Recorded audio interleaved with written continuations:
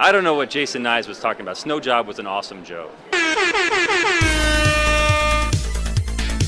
This is insane, you guys. Yo, this is sexy, man. Broadcasting live from the internet, it's Tuesday night, and this is the PanelsOnPages.com podcast with your host, Lee Rodriguez. At the end of the day, babies are terrible people, and I'm not sorry for saying it. Jason Nyes. Motherfucker, I won best costume! Jose Guzman. Yeah, I know nothing about Firestorm, except for his hat's always burning. And Kelly Harris. Boy, love, it appears we got a penis in the mail. I glued my fucking eyes shut! I just want to see all these Yelp reviews of Jose's jizz. Oh, sorry, I knocked over the salt. Like you had anything better to do.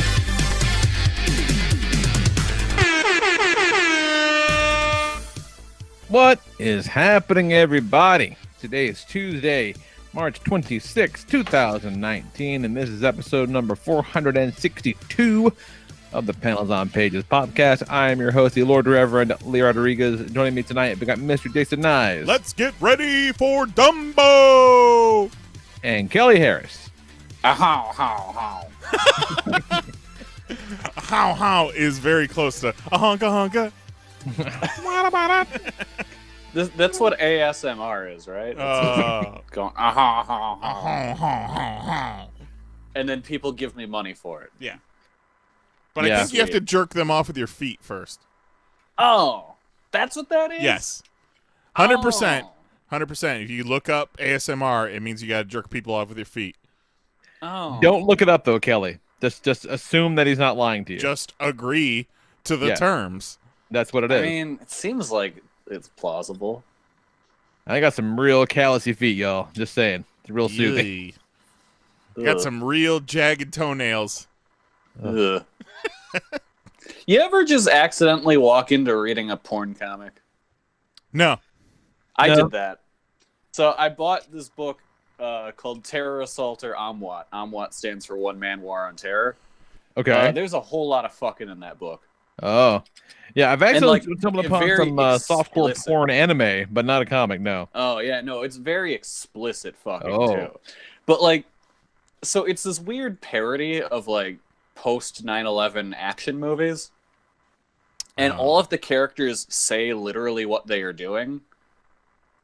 Like, they all just say things like, I am shooting you in the face. And then the guy just goes, you could say, I just shot your face. I'm cutting off Phyllis's head with a chainsaw. Yeah, it's a lot like that.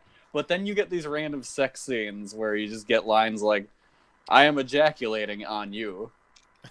Or there's a point where a guy, like, the main character starts to fly an airplane, and the co-pilot is there and is just like, oh man, you know, everything you're doing so awesome. And he goes, oh, your dick fell out. And then the dude's like, put your mouth on it. So then he puts his mouth on it, and then he goes, get up, I want to gay sex your ass. I can't believe we got demonetized, you guys. Yeah, you know, I've been thinking about how we can try and get around this whole demonetization thing. I'm like, man, we're going to have to make some drastic changes to the show. So then, all right, so the best part is in, like, chapter 3, one of his, like, former co-workers in the anti-terrorist organization becomes a terrorist. Oh, no. So he sends him to prison. Smash cut to chapter 4, which starts off with Terror Assaulter in a courtroom being sued by his former, the terrorist guy, who in prison went through a sex change and then also took Terror Assaulter's DNA and made a child. And the court case ends with the judge ruling that they have to be married and raise the child. What the fuck? So then after they get married, Terror Assaulter takes her to a lingerie store and then goes up to a woman in the store, points at his wife's vagina and goes, "This is new. I want something nice to frame it while I have sex with it. That's pretty funny. Japan. How did we jump right into Japan shit right off the bat? No, this isn't even Japan shit. This is full-blooded American shit. Oh God. That's incredible. Yeah, terror assaulter on what? You think it's just gonna be a dumb action comic, but there's a whole lot of fucking. Put that on the book jacket. Yeah. I mean, I'm sure the dude would be proud to have that on there. That's awesome. So yeah, his author photo is also him half naked, which is pretty amazing. So it's cultivating a brand, so to speak. Oh yeah. Yeah. Dig it. Well, welcome back to the good old US of A there, Lee. That's right. I'm back. Jose's gone. So, that kind of works out okay. I don't think he likes me anymore. He's just ducking you every week. Yeah, it was quite the adventure, man. I have not been to Europe in like 15 years. I was in Ireland for some business, and I actually had a very productive time. Had a good exchange of information, kind of blew their mind with a couple things I was doing. Hopefully it will make their lives a little bit easier. So it was, got to meet some people that I've been working with for a number of years. Never met them in person, so that's cool. But it was good. But holy shit, did we get off to a rough start on my solo adventure halfway around the goddamn world. So took off, flew from Nashville to DC, and then from DC to Dublin. Now, the flight to Dublin, again, I've taken long flights just across the country, much less across the world, and then generally you're on those bigger planes, like an Airbus. You got your fucking your maybe 2-3 seats and like 5 seats in the middle, and then like another 3 or 4 on the side, like big planes. But no, this was essentially the same plane that I would take like a flight to Chicago on. Oh, so it was like one of those, like a weirdly small plane. And I'm making my way towards the back, and I mean the back of the plane. And I see my seat next to, like, a big old fat dude. And, like, I'm kind of a big old fat dude. But this is a big old fat dude. And to make matters worse, he's sitting with his small son. And this kid's, like, maybe, like, 5 or 6. And so, if I'm that guy, I'm seeing my big ass come down the aisle, and I'm like, oh, shit. Hey, kid, let's switch places so the small kid's in the middle and it's fine, and the 2 large gentlemen don't have to spend the whole fucking funnel up in their grill. 10 hours? It was like 6.5. Oh, that's not so bad. Not so bad. Right, not so bad. Still, I don't want to be all fucking cramped up that all the time when there's course. a perfectly viable option to not have to do that. Sure. Oh, yeah. So there I am, all fucked up, cramped in there, and I'm on the aisle. So the other side, so one side I got a great big old fat dude, and the other side is all just butts and beverage carts for 6 hours. Oh yeah, because I'm right at the back of the plane, so just everyone has got to pee, just butts on butts on butts. I'm like, hold your fucking pee. You're adults. Like, it's not that fucking far. Like, it's really, like, if you can't go 6 hours without peeing, come on. What the fuck is wrong with your life? So then I land early the next day, and the worst part is too, I took a melatonin, so I'd be tired, so I was sleepy, but I couldn't sleep because just butts and carts banging my elbows and shit. It was a suboptimum scenario for sure. So I land, and I'm kind of groggy, and I'm very emotional and vulnerable. And this chick at the rental place. Now, my plan was, because I'd been told in the days leading up to my trip that driving into Dublin is a bad idea. Because I'd mapped out all this stuff with the stops I was going to go to, and I'm going to drive around. They're like, people that have been to Dublin are like, no, you can't do that. You're not going to drive around in Dublin. They didn't really go into specifics. I thought it was because they're like, you can't drive on the left side of the road. That's not a big deal. Like, driving on the left side of the road is not a big problem. It's just not that big a deal. I got it okay. But they're like, no. It's also just not a very car-friendly city, so you don't want to do that. Okay, fine. So I'm going to...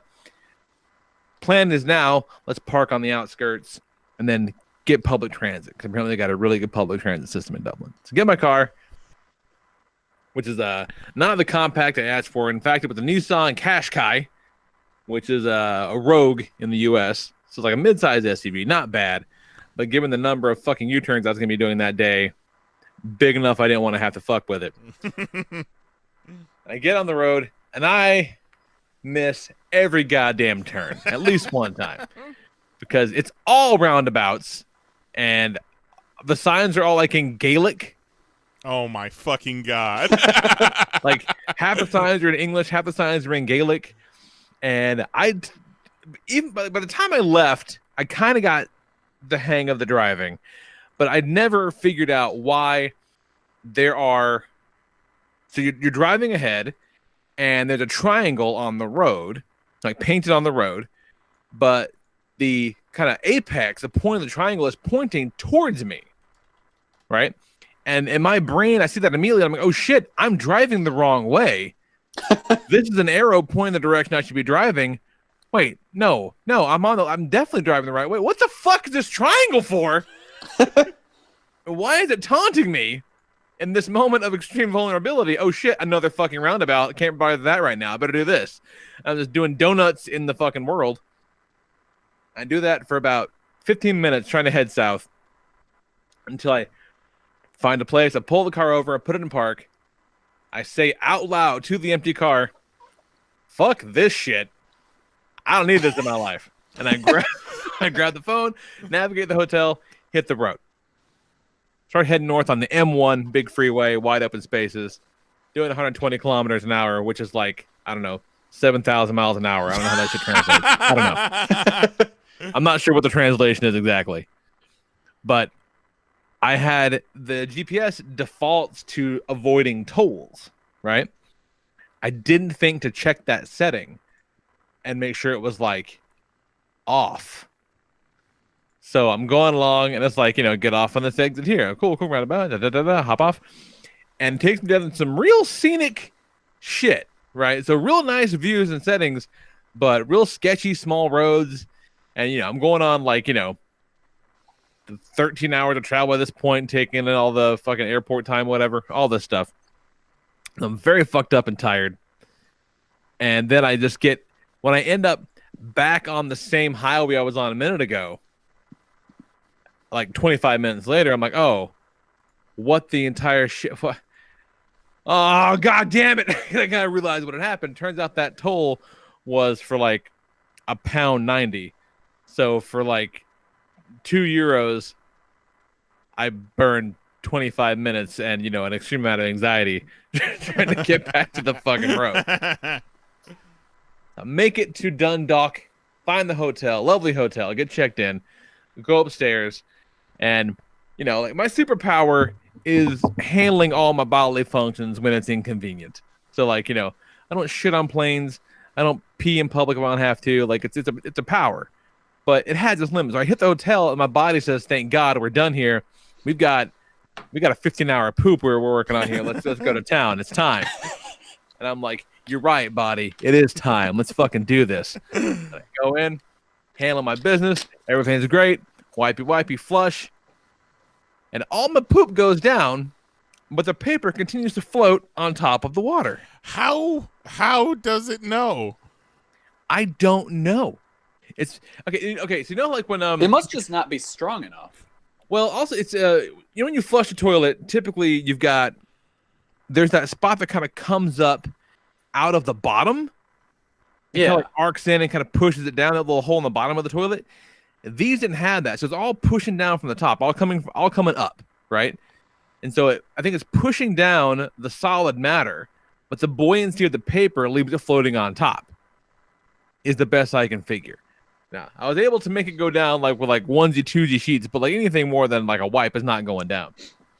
And so I realized, okay, a quick look around reveals there's a small waste bin, a small trash can next to the toilet. Is that where the fucking paper's supposed to go? It's so gross. I'm supposed to wipe my butt and put the... God damn. Okay, well, all right. Okay, I guess that's what we're going to do, but doesn't help me now. In my present situation. So, okay. Somebody better get a ladle. Well, at this point, I've tried to flush it about 11 times, and it's not gone down. So the paper's pretty fucking clean at this point. There's nothing else on it. But they did have, also next to the toilet, a little thing, like a dispenser on the wall for, like, you know, like a sanitary napkin bags. I just fucking made that shit into a glove, reached in, grabbed the water paper, dropped it in the trash can. Done with my fucking life. So yeah, are you supposed to use those sanitary napkin things to kind of wrap up your toilet paper? Because there was still toilet paper in the bathroom.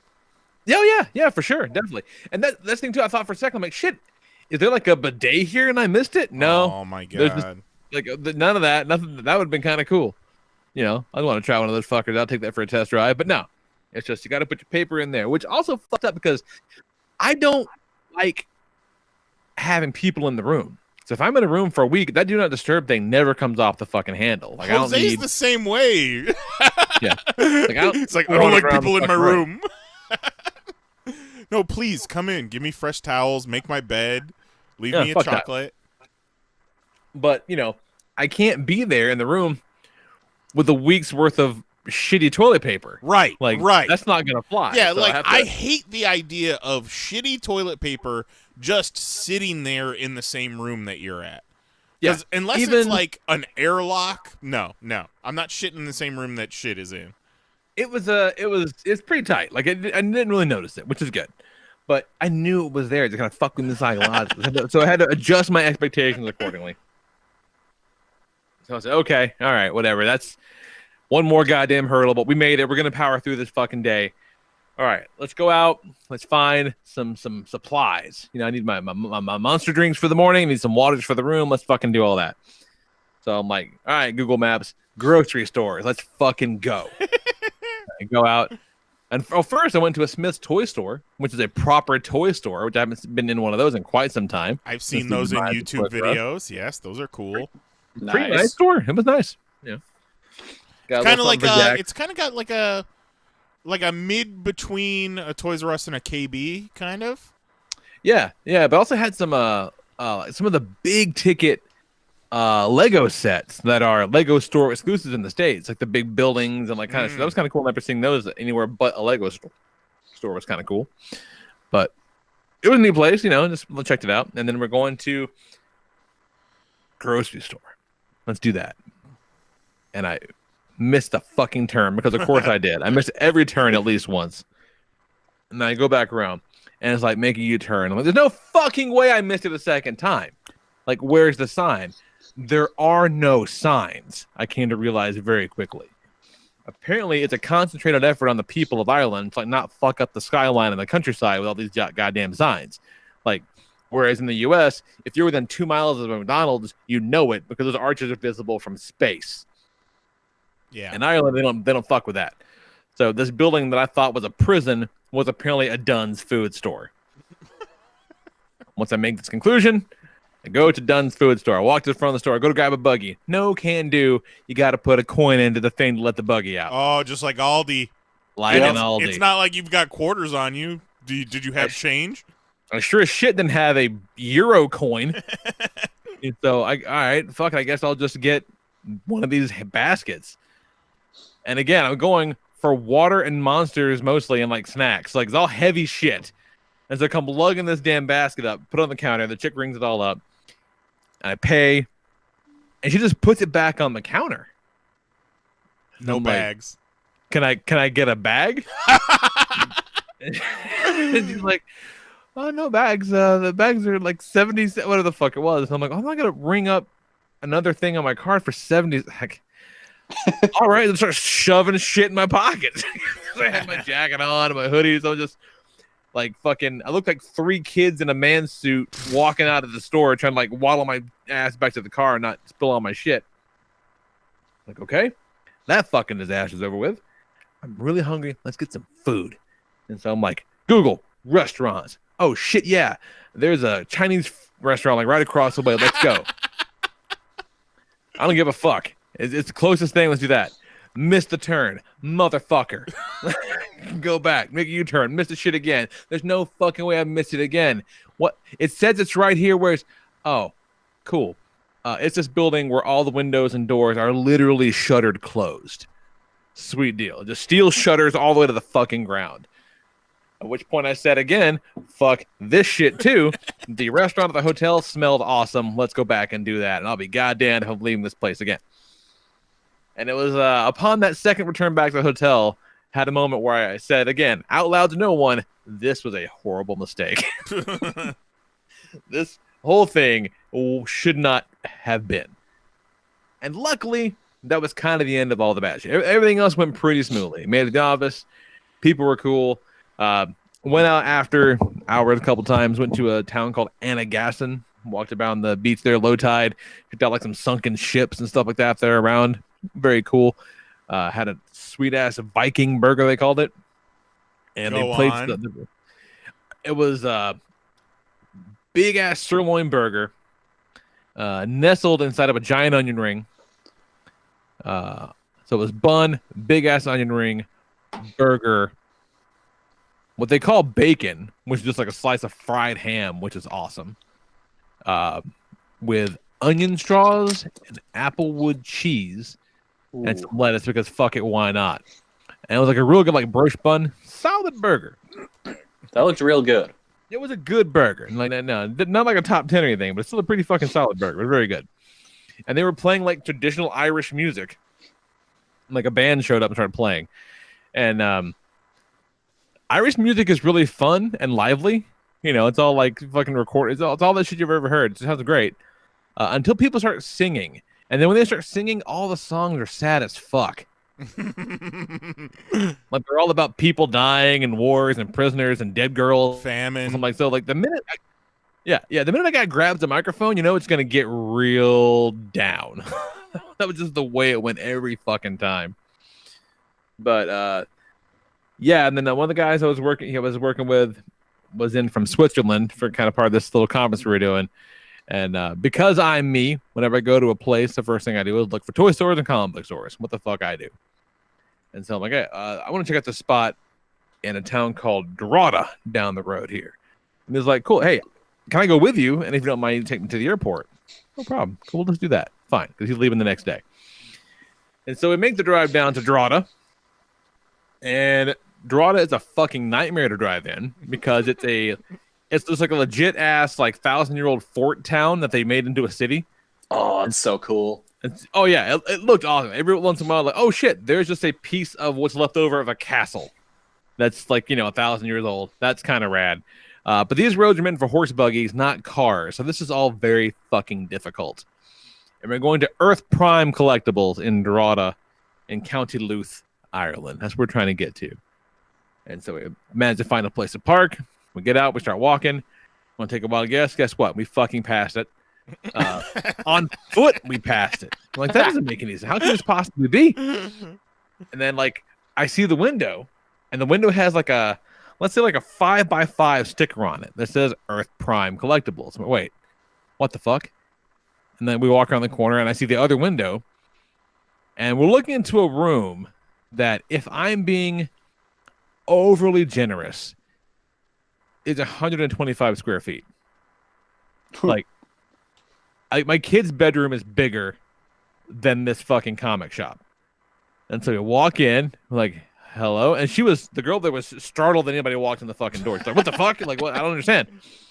They had like 11 new comics. The back issues were 2 short boxes. And they had like 3 of those diamond kind of like vinyl statue things. And that's kind of it. And I'm like, oh, so you guys just sell drugs here. Yeah. I see what it is. Like if I'd walked up and asked for a copy of Batman #1, she would have given me a mountain of cocaine. Like that's, the rare back issues is just methamphetamine. It's like the comic shop we went to in New Orleans. Yeah. It's just a front for the IRA. I've never seen anywhere quite like this one. Like, that at least is a big place. They could pretend they were doing business there at the one in New Orleans. Like, this place was next fucking level. And the guy I was with, he's like, I am real glad that someone else is with me to verify this story. I'm like, me too. That shit was outrageous. Like, I've never seen anywhere more illegitimate in my fucking life.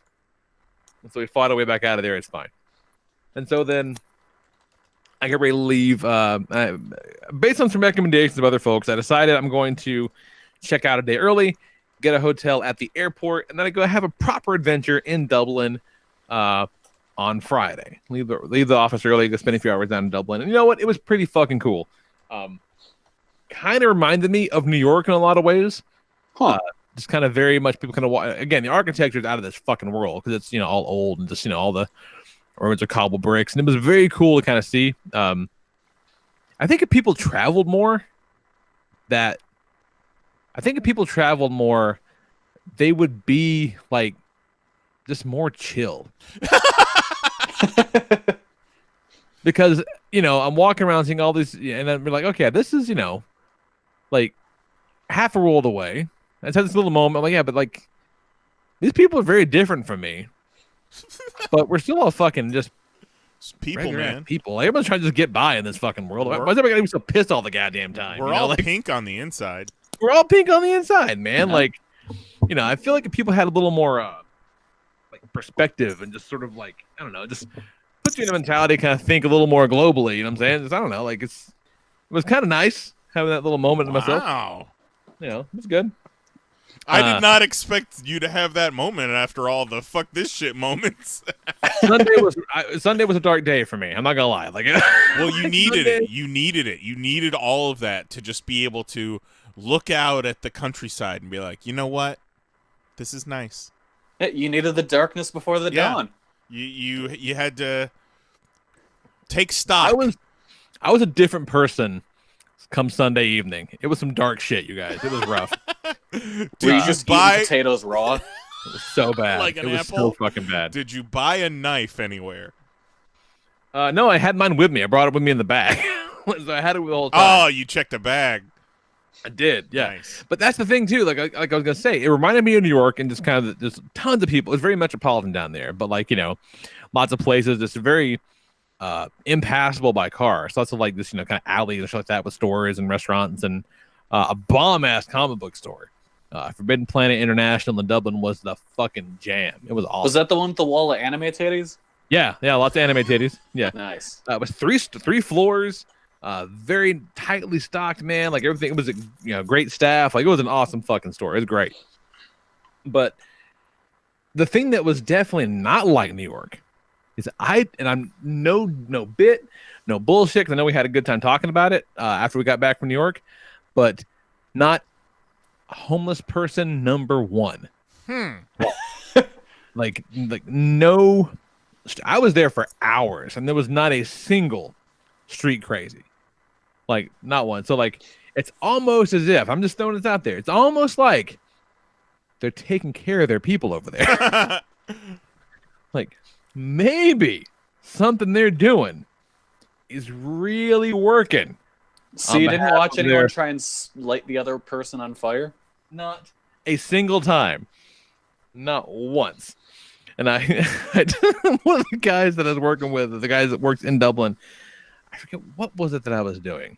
I did something, and I said, I wish I didn't remember what it was, but I said, yeah, and that's I did that, and now I'm an Irishman. So I became an Irishman. And he kind of chuckled. I go, you want to hear about the time I became a New Yorker?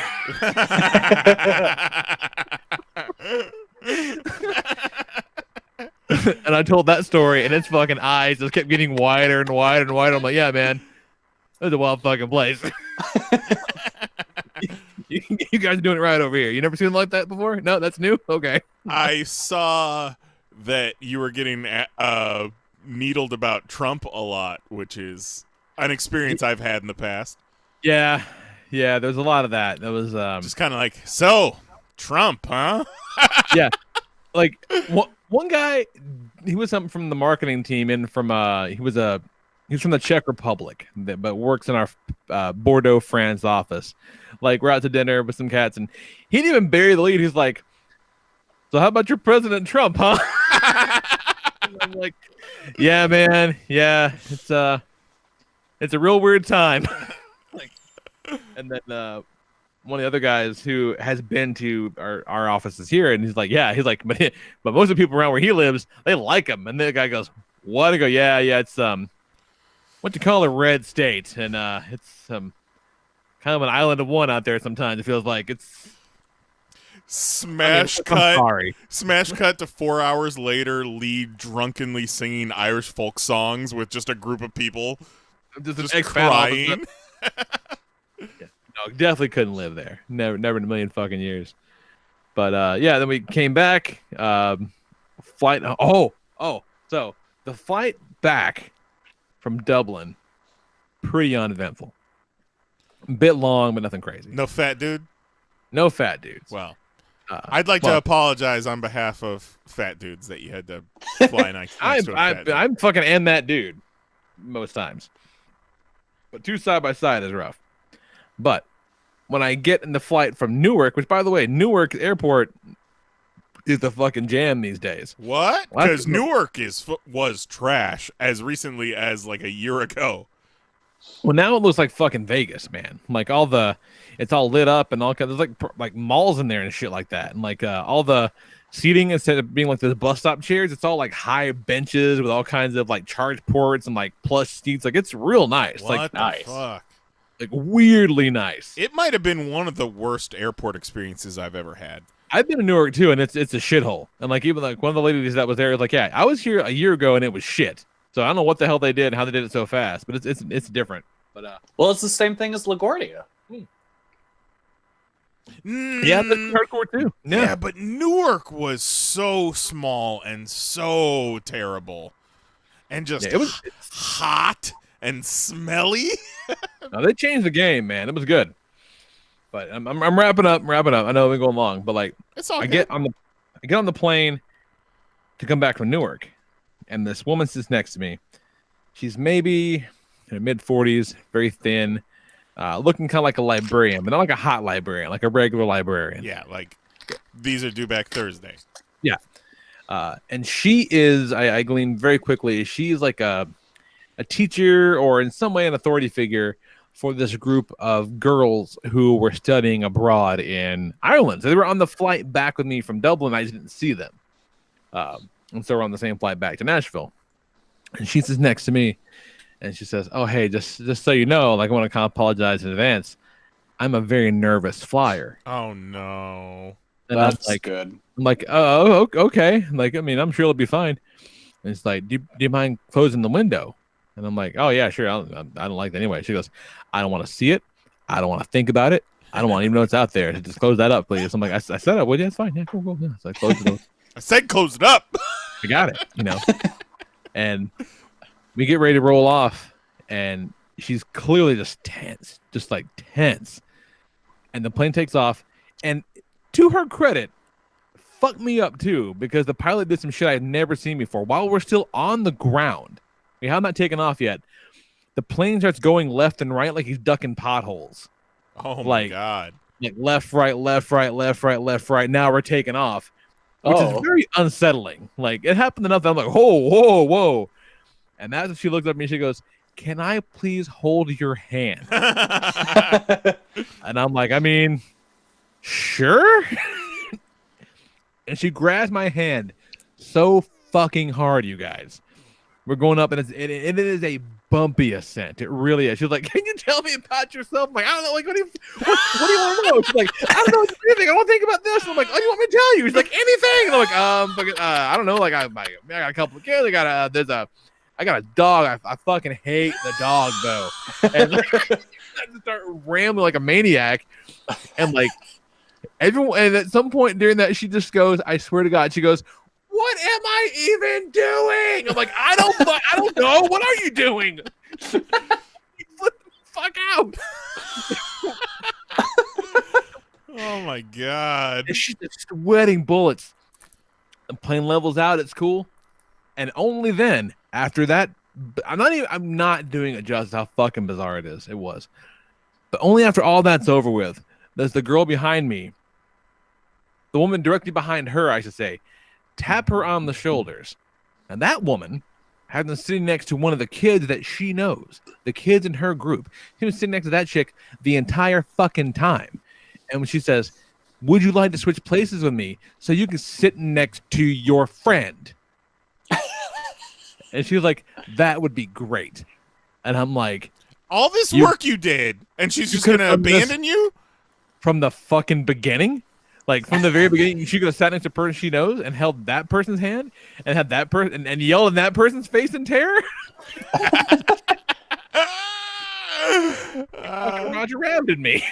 You got to have an experience. You handled it, man. Oh, it was weird. You handled an international incident. Yeah, it was fucking crazy time. I like that all the interesting shit about you. And you were like, I don't know, I'm married, I got a couple kids. Fuck that dog. I hate my dog, though. The dog's an Did I asshole. mention I have a bird? Oh, God. I was very much on the spot. You should have just started naming off Optimus Primes you have. Okay, the next time a stranger yells into your face, please tell me about yourself. You let me know how that fucking works out for you, okay? Let me know how gracefully you handle the situation. I'm gonna tell him about your Optimus Primes. That's what I'm gonna do. Lee, you know that I'm ready to tell anyone about your Optimus Primes. That's true. That's true. Kelly, tell us right now. Let's go. Oh man, he's got so many. Lee, tell him how many Optimus Primes you have. 126. Nice. Oh, fuck yeah. Oh, I feel so much better. This plane flight is no joke anymore. Everything about my surroundings has just faded away. Yeah. It's nothing but it's rainbows. Yep. So yeah, I should have started making you tell everyone that at Toy Fair, like regardless of whether we're at Hasbro or not. Lee, tell them how many Optimus you got. Lee, tell them. What would have been great is the pilot gets on the intercom and says, all right, we're going to be preparing for landing, so everyone please get back in your seats, put your seatbelts on, put your tray tables up, all that stuff. And then all of a sudden, chick comes back, taps lady on the shoulder and says, hey, can we switch back? I need to hold his hand. I need to hear more about this dog. She didn't make a peep on the way down. Like, not a sound on the way down. That's how comforting you are. She just wanted to hold your hand, man. Yeah. Got Those sweet knuckles. hands. Yeah. My giant, look at my choking hands. Yeah. She was like, look at those. Those would choke me right out. Got home, everything was cool. And then real quick, do not buy that fucking Power Ranger game that came out today, because it is some bullshit, you guys. I won't. I'm so glad I didn't. It's real bad. And what game is this? For what system?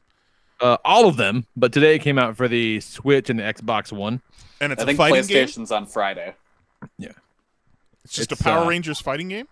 Yeah, which sounds like it should be cool. It's really not. It's for starters, there are 9 playable characters. What? 9. Don't Power Rangers teams come in sets of 5? Yeah. At least. At least. Yeah, there are 9 playable characters to begin with. Not a single complete team in the bunch.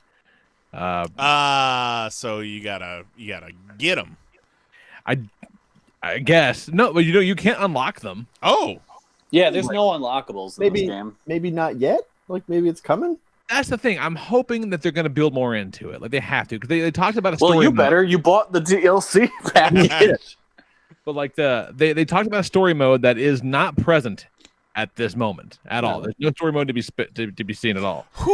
Did they just release games like this now? Are Yeah. they Well, gonna start also- putting movies in the movie theater with previs effects in it? They'll be like, we'll get those on the fucking Blu-ray. Get off our back. I remember when the Friday the 13th game came out, it was just the online multiplayer, right, for a while. And they put out and they did continue to kind of keep adding in playable different modes and stuff like that over time, and that kind of did for no additional cost, mind you. They just kept building in different modes and stuff. So over time, it became a much more robust experience. Difference being, at launch day, Friday the 13th, was fun. Yeah. And, it's oof. This is a rough one. It was a bad sign when it was just them reusing a bunch of assets from the phone game. But they look really good on the phone.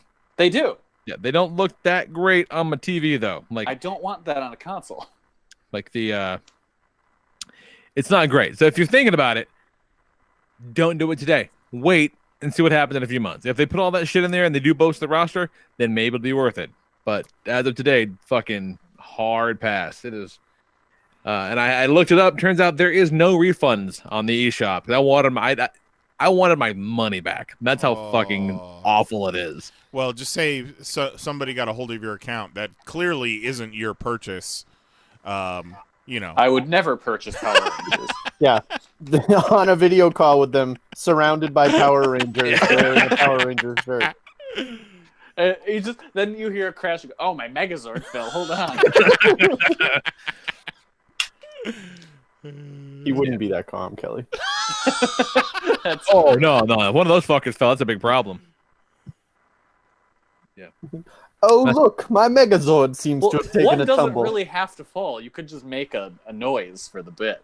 That's true. Try to cover up a fart or something. Yeah. Like that wasn't what it sounded like. My Megazord fell. Oh, God. So yeah, that's good to have you back, Lee. Yeah, I'm glad to be back. The time shift was fucking weird. Because, and stuff closes early over there, too. Like, there's nothing to do past, 7 p.m. Because of all the werewolves. I guess. That's true, yeah. I don't sleep much. So, I did manage to, while I was there, because it's on Irish Netflix, I watched 16 episodes of Riverdale.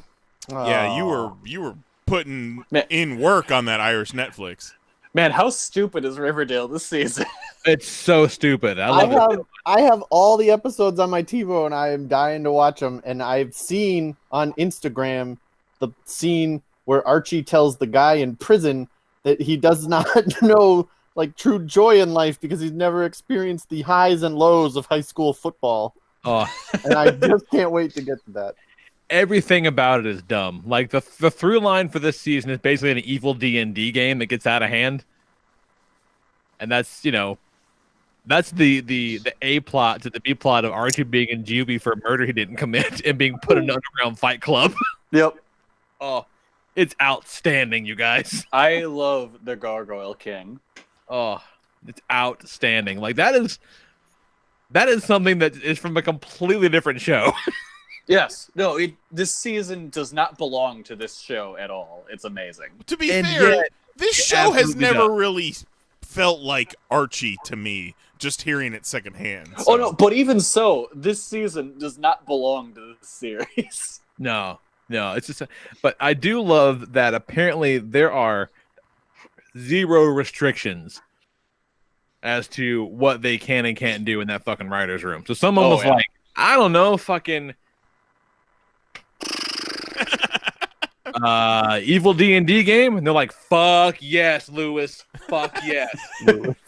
Let's go. A full season of evil D&D game. Let's go.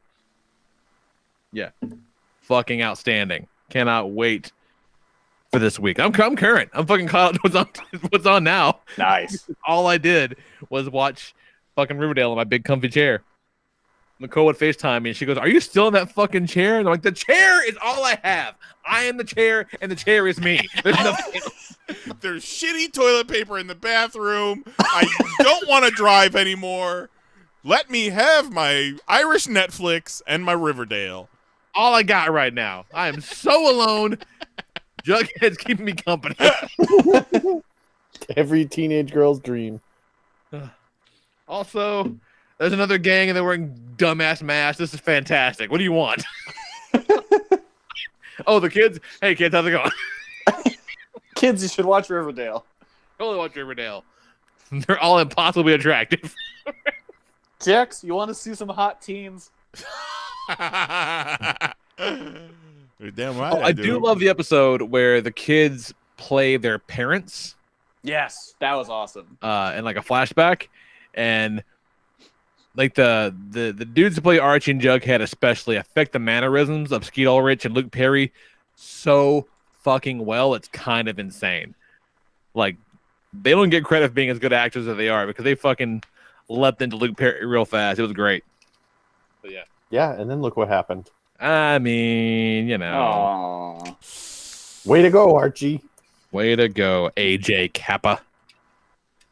Yeah, what's going on, Kelly? I'm rambling on for too long. I'm very sorry. I apologize.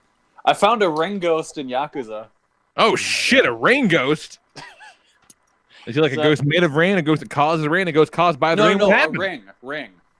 Ring, Like like the the film, ring, The Ring. Oh, like the chick found that you're crawling out of oil and shit? like Yeah. Ringu.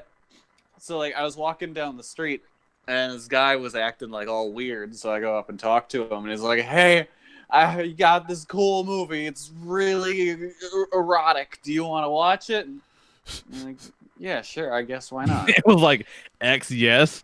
So Circle he no. hands Like, he well, hands X it yes to you all and day. yeah, he hands it to you and runs away. So you're like, all right, that's a good sign. So let me go to this porn store and watch it in the back room there.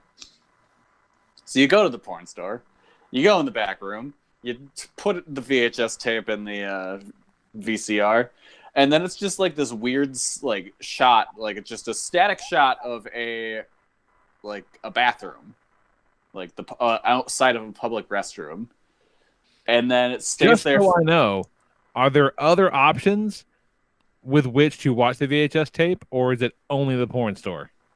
I think it's only the porn store. Makes sense. Yeah, it makes sense. Okay. Come on. So then then all of a sudden this creepy woman's face with like really pale skin and black eyes pops up and scares you and then disappears and the tape is over. It's like, oh, that's weird. So you walk out and this dude stops you on the road and he's like, whoa. It's like, there's some kind of crazy just black spirit following you around. And he's like, lucky for you, I'm a priest. He's like, I can exorcise you. Just meet me over on this street and I'll get the ghost out of you. So they're like, okay, cool. So you walk over to go meet him. And as you're walking there, you see the woman running through the street and you actually see her run through people. So it's like, okay, this is a ghost. This is just a ghost person running through other people. All right. What the fuck? Yeah. So you get to the guy and he just makes a bunch of noises while he exercises you for 100,000 yen. And he's like, all right, so we're not done. He's like, all right, to make sure this ghost never comes back, he's like, you're going to need this rock I got here. And he's like, and that's 500,000 yen. And he's like, This but, seems a little bit steep, is all I'm saying. and he's like, but eventually it's going to run out of power, so you're going to need this vase I got here. That's another 300,000 yen. You put it in there to recharge it once every couple of months, and then you're good. And then he just kind of stops and goes, oh, holy shit, there's a ghost behind you. He's like, I didn't sign up for any of this. I'm a fraud. And he throws your money at you and runs away. What the fuck? You're like, oh, okay. And as like the ghost is behind you, slowly walking towards you, and you go, huh, maybe there is something to us. And you drop the tape and it breaks and the ghost disappears. And that's the end of that side quest. That's fucking outrageous. Okay. All right. Why not? Yeah, so that's the ring ghost I met in Why not? Yakuza. That makes about as much sense as anything else you ever told me about that game, Kelly. Yeah, I've been helping an old lady recently who's like this kung fu master. She's just being hunted down by the triad. So that's Mark I've that helping her for with the that. intro. Mark that for the intro. Yeah, she trained these triad boys, and they're mad at her now. So you got to help her fight them off. But then you fight them off, and now she's just like, "Hey, could you go buy me cookies?" I'm like, fucking all right. Games are stupid. Someday we're gonna find out this game doesn't even exist, and Kelly just makes this shit up every week to fuck with us. This is just like when he was Larry Potter. I wish I was Larry Potter. Miss you, Larry Potter. Yeah. Let's know you're okay. He was never okay to begin with. No, he was never okay. Definitely not. And then what else have I been doing? I've been starting to try and figure out what the hell I'm doing for WrestleMania weekend. Because there's a lot of shows, you guys. Oh man, we watched Raw last night, and Why? Well, we got cable now, and I was free, and also they announced that the main event was going to be the women's match, so I was like, we'll fucking watch Raw. And Mary watched a little bit, and she was not caught up at all, to the point where at one point she was like, "Did I know Ricochet was on Raw?" But she's all in. So we're gonna fuck it. We're gonna get WrestleMania. We're gonna probably get that collective deal, and then just stay in for like 4 days straight. Nice. Yeah, the collective deal I am probably not going to get purely because I already have independentwrestling.tv and a bunch of shows that's in the collective deal are being streamed on there. What is the ad. collective deal?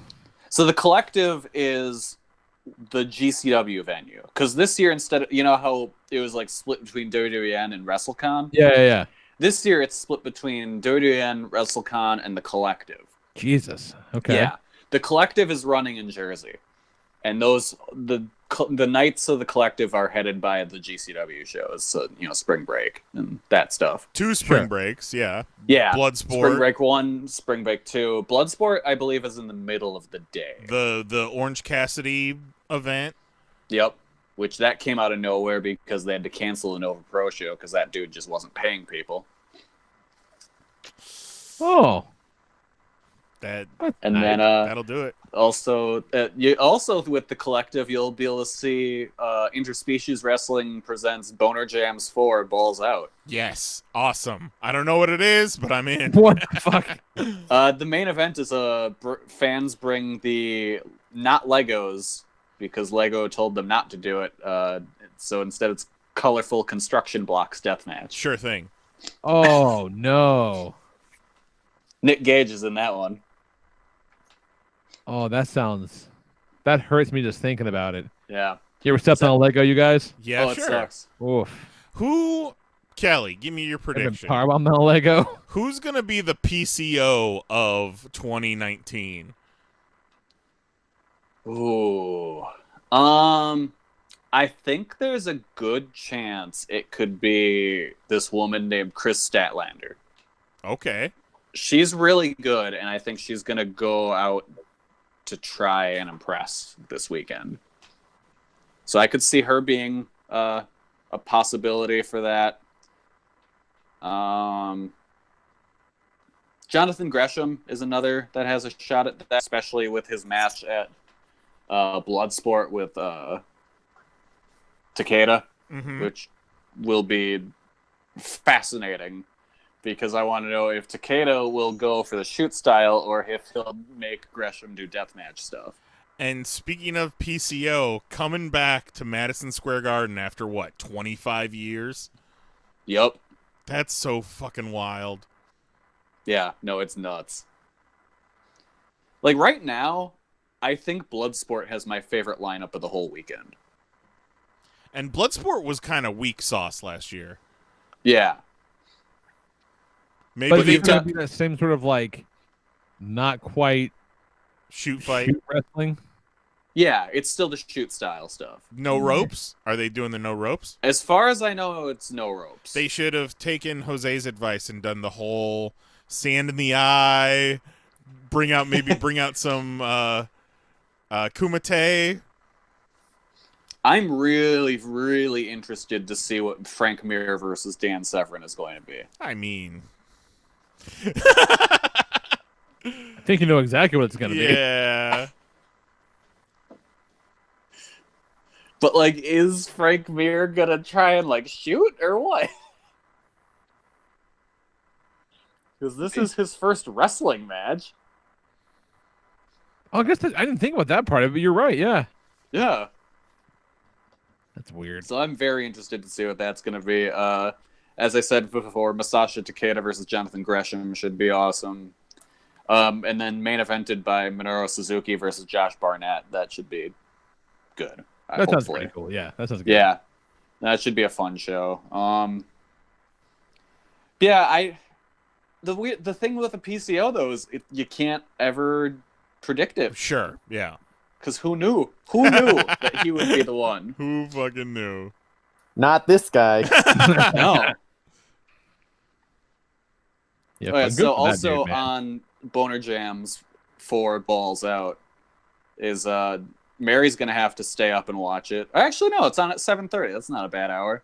Because Sexy Eddie with 3 X's takes on Swoggle. And then wasn't there,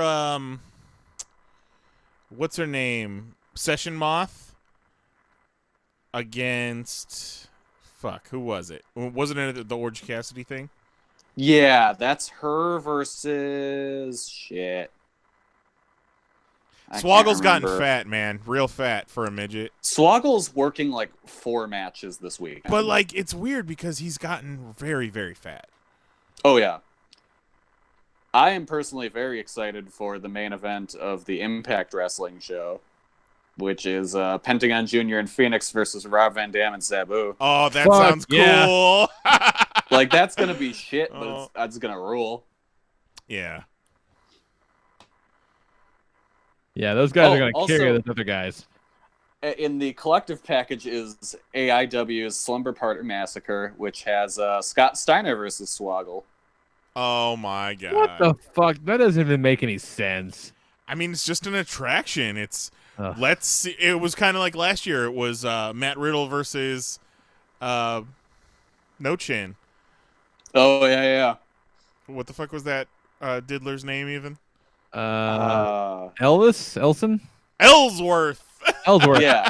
Man, we kind of got him out of there. Oh, Black Label Pro from the collective features Nick Gage versus Swoggle. Great. Mahoney, you coming over? Too much going on. We're gonna watch wrestling all weekend. Mahoney, come on over. Yeah, let's do it.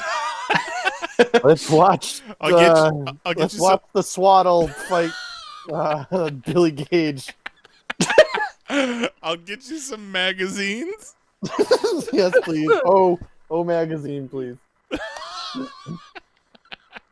And a bunch of old wizards. Not the magazine, no. I want old wizards. Oh, okay. Sweet. Dumbledore, Gandalf. Yeah, I want Dumbledore. I want Gandalf. I want Merlin. I want the whole round table up in I here. want remember like the sorcerer's nephew with that dude from Canada who was in all those Seth Rogen movies. Sure. I want the wizard from that movie. The sorcerer's nephew. Nice, you can't forget. It's not a part of the collective, and it's running up against Spring Break, but I'm sure Mary will want to see it from WrestleCon, Joey Ryan's penis party. Yeah, we might have to look into that. Well, I mean, a bunch of these things will be doing replays anyhow, so... Oh, yeah. We'll just have to figure out our schedule and our budget. Yeah, nobody's going to watch Joey Ryan's penis party live when you can just TiVo it and watch it later. Well... Without commercials. You got David Arquette working the penis party. Nice. You know who David Arquette's against? Better not be Nick Gage. Oh, Tim Thatcher? Yep. Oh, that guy's great. Good old trashy Tim. Oof. Bless him. So Joey Ryan teams up with Val Venus and Sexy Eddie to wrestle Session Moth Martina, Priscilla Kelly, and Scarlett Bordeaux. That's the one. That's the one I was thinking of. Priscilla Kelly is the one who was in the Mae Young Classic and then later was on video at an indie event pulling out her tampon and shoving it in her opponent's mouth. Oh. And just the other day, she threw up on Joey Ryan's dick. Yes. Chick's really... And isn't she... That's Darby Allin's wife. Darby Allin's wife. Remember, we saw him at the Mae Young Classic, me and Mary did. Straight up doing the Lord's work. When's Darby Allin going to be on 205 Live, Kelly? I don't know. I keep expecting him to get signed, but it doesn't happen. And I mean, I'm happier for it, but maybe he's just too weird. Watch out. He's a weird dude. Watch out. AEW is going to come for him. Yeah. But yeah, that's all I got. I really haven't been doing much. Right on. What's got going on, Nice? What's happening? One of my longtime theories / fantasies finally confirmed. Colonel Sanders and Mrs. Butterworth do indeed fuck. What the fuck are you talking Have you guys about? seen this shit? The sexual tension is palpable. Like, I've never wanted a KFC commercial to last 1 second longer just so I can see Colonel Sanders and Mrs. Butterworth finally just slipping each other some tongue. Maybe just groping a little bit. Something. But, like, they're in love, you guys. They do, in fact, seem to be. Yeah, what is that? Celine Dion, Because I'm Your Lady playing? The hell? Yeah. We won't play that because we don't want to get demonetized, but No. Gonna get double demonetized. God bless them. Speaking of getting demonetized, so I sent you guys some panels from that comic I was talking about. Yeah, you did.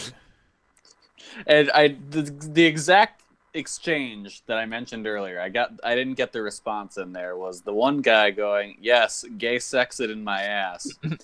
And then the other guy saying, "Well, he's flying the airplane. I'm still flying the airplane." Some real high art. Mahoney, I'll send you the picture. All right, yes, please. I can do it right now. I got you. I'll forward it to him. It is fantastic. I got signed up for that NECA ambassador program at Target, so I have. So what does that mean? I have my own Target now, Kelly. That's what it means. So basically, you have to go Wednesday, Thursday, Friday. You have to take a picture of the NECA section at Target, at your Target. Then like clean it up, take another picture, and then send it to them. And then it enters you in drawings for like fucking gift cards and shit like that. Huh. So like I'm going there anyhow looking for these turtles. So I might as well try and get something out of it while I'm at it.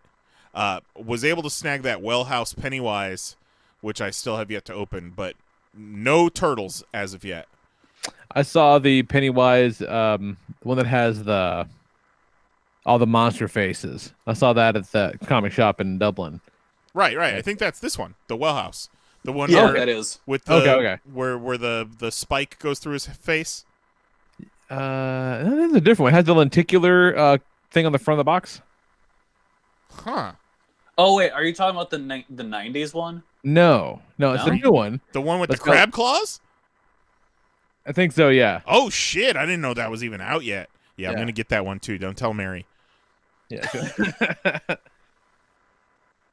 Good times. So that's pretty sweet. You ever think that us going to Toy Fair was a mistake? Never. No. No. As I sit here with the My Hero Academia thing, I just bought Darkseid and Godzilla from 1962. Yeah, and just think about it as it's fucking research. It is. You know, this is our trade. We're playing our trade. We're researching it.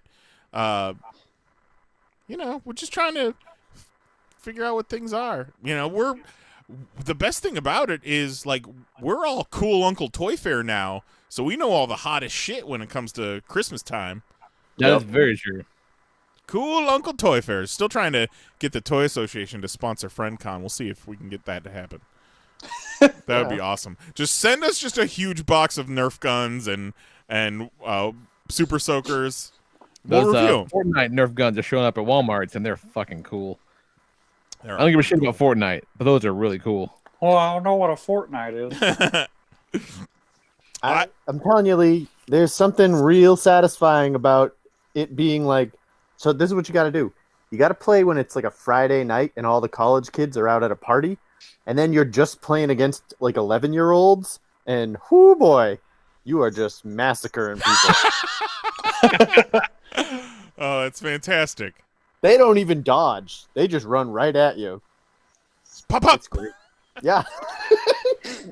What's they don't your even bob and weave. What's your costume look like, Mahoney? I don't know. It's whatever the default one is. Do you do a dance? What's the dance you yeah. do? Do you do a dance? It's the Hot Marat. Nice. The fuck? What does that mean? I don't know. Kelly. I got it for some sort of achievement. What do you do with your arms?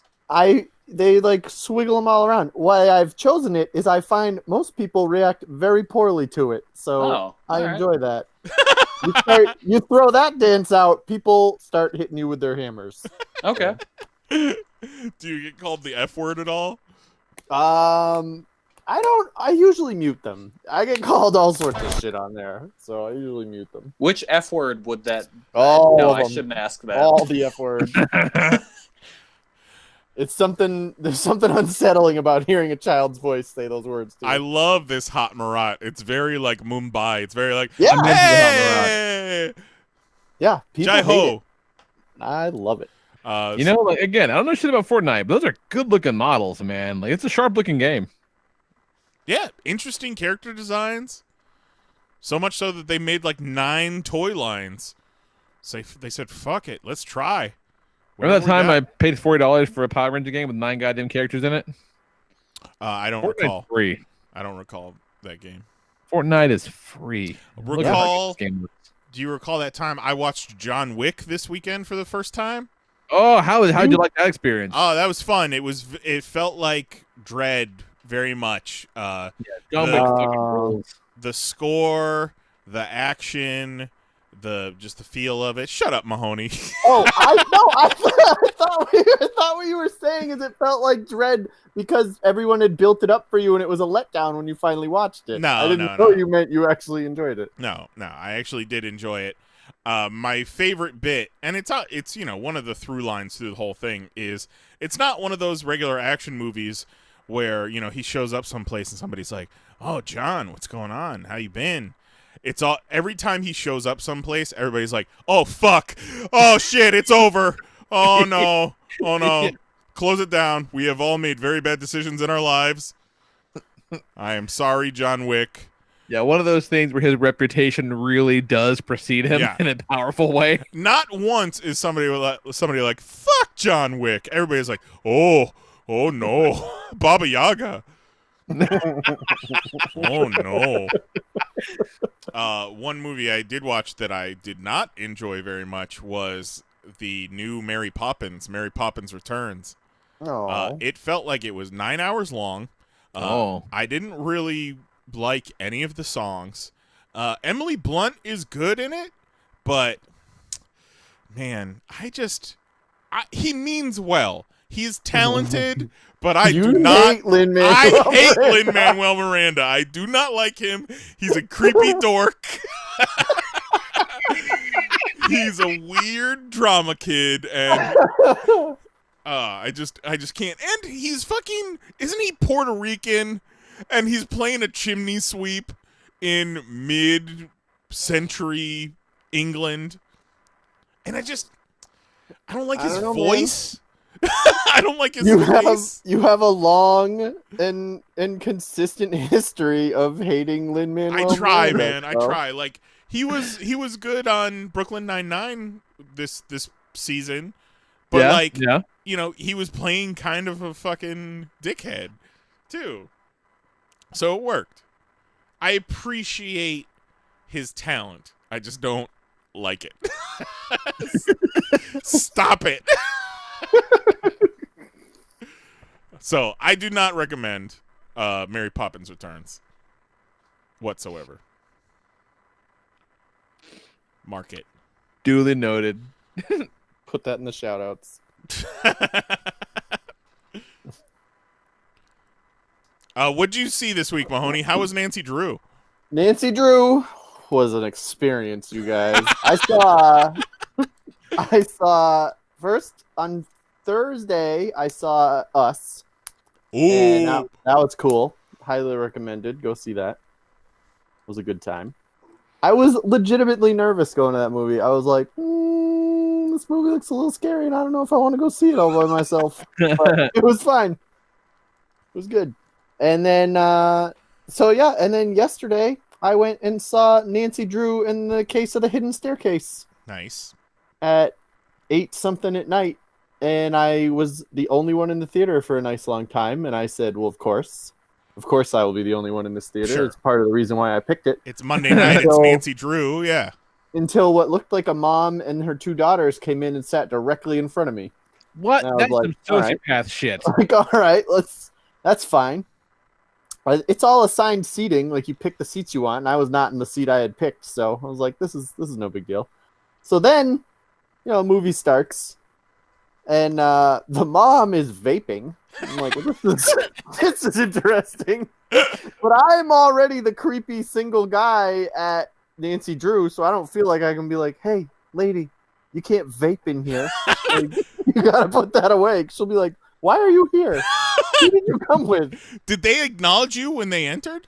No, they did So, not acknowledge me. I'm maybe not they even just sure they thought- knew I was there. Yeah, maybe they just thought they were alone and that they were I all started cool. making noise at one point, be like, "Hey, you are not alone in here," because somebody lost a sweatshirt and they had their flashlights on for a good long time. So it was very interesting. And then I realized that the one who I thought was the older daughter was not the older daughter, and it was the mom's Lesbian lover.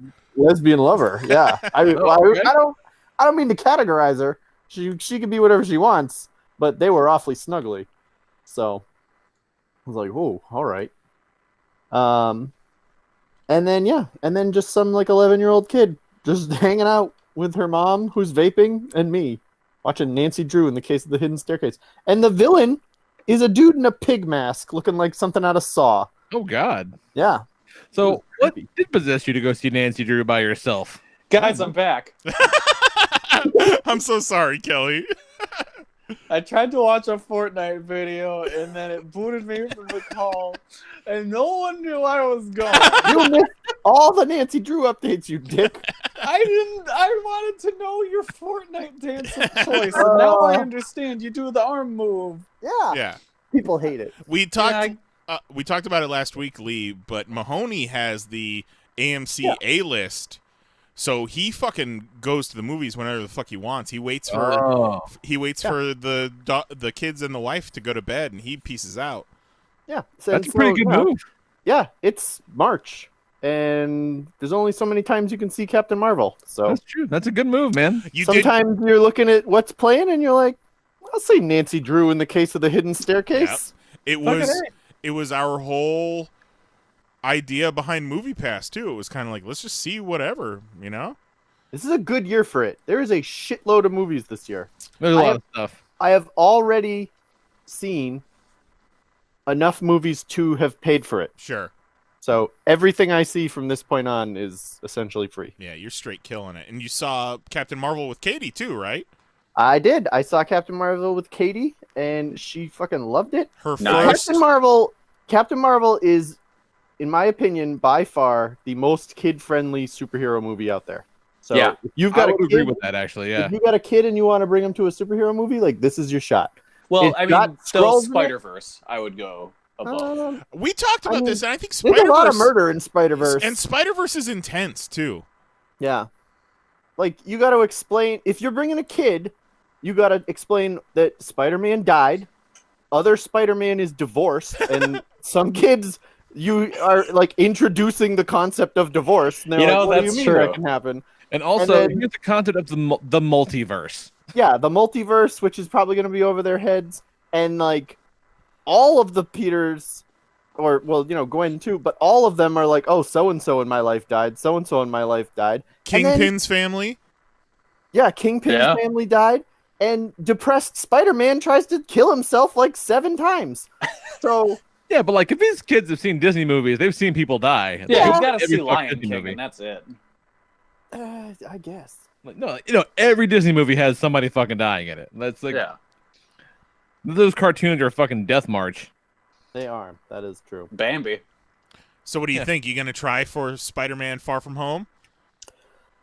I might. You should go for it. I think. I'll see it first. And if it's something I call. think she can handle, I'll definitely bring her. Yeah, I'm taking Zoe to see Captain Marvel on Friday. So it's a spring break. So we're gonna Has go. she not seen it yet? I have, yeah, but No, Nicole and I but went But by Zoe. ourselves. Has Zoe Yeah. seen it? Zoe has not seen it now. Well, what the hell? What'd you go to Ireland or something? A little bit. Has Zoe seen Nancy Drew yet? No, and I'll bet she'd fucking dig it. I wouldn't be so sure. Oh, really? Not that great? It's not that good. Okay. Nancy Drew was a mystery movie where they like forgot to write in the mystery. Well, see, Zoe liked that girl in It quite a lot. Sophia Lillis. Yeah, because that's my kid. She's seen It and loves it. Yeah, we've had this discussion. We got very different sides of the spectrum. Mahoney's like, you want to explain to your kid about death and divorce? And Zoe's like, I love the part where he ripped off that little boy's arm. Katie is afraid of the Captain America cut that Nyes lovingly made her where he gets injected with a needle, and she's like, "I can't watch that; it's too scary." Like, there's not a friggin' scary moment in that entire movie. That's fair. He got injected by a I understand that one. Did we There's leave? no I'm just thinking about it. Did Yeah, we like, leave the needle in? Because we cut the screaming out. I know. I don't even know if you did leave the needle. I think it might just be present. The Like, maybe Mahoney she- cut is essentially, oh, I'm Steve Rogers. Oh, I'm in the fucking army now. Oh, look, I'm fucking super soldier dude. And then, oh, Bucky's back and it's present day. Congratulations. No Red Skull. No fucking, the montage is in there, I think, and that's about it. Yeah. Bucky quick. never dies. Nope. Bucky How doesn't long die. is the? I don't is even think this Captain cut? America dies. I think it was It's like 20 minutes or so. Yeah, I took a shower and missed it. I went up for a shower, it came down, and it was over. I'm like, oh, okay. Mahoney said that the Endgame trailer played before Captain Marvel. So I was wondering if she was going to want, because Captain Marvel's in that trailer, so he was wondering if Katie was going to want to see Endgame now. I had showed her that part of the trailer. I showed her all sorts of clips of Captain Marvel, trying to be like, check it out. I showed her all sorts of different things to get her prepared for this movie. Nice. And we get in there, and the Endgame trailer starts. They're not even showing anything scary. They're just showing, like, Steve Rogers looking at himself in the little recruitment poster in the flashback. Right. And just the Endgame, the Avengers theme is playing. Yeah. Like that dramatic theme, and it was making her feel some stuff. And she was not loving it. And then they just start to dust. Yeah. Yeah. She got a little uncomfortable when everybody started turning to dust. I remember trying to watch Infinity War with Jax on the Disney cruise when we went, and I forgot that movie begins with Thanos killing all Thor's friends and kicking the shit out of the Hulk. Yep. And Jax being like, "Wait, what the fuck? Why is he beating up on the Hulk? I don't want to watch this." Man, that kid does not like it when the good guys lose. Well, yeah, and Infinity War is not really his type of movie then. No. No, when we watch a fucking Power Rangers Sentai show and the good guys lose, I have to explain to him, no, they're going to win the next. It's going to be fine next week. He doesn't Give fuck. it a week. He does not like it.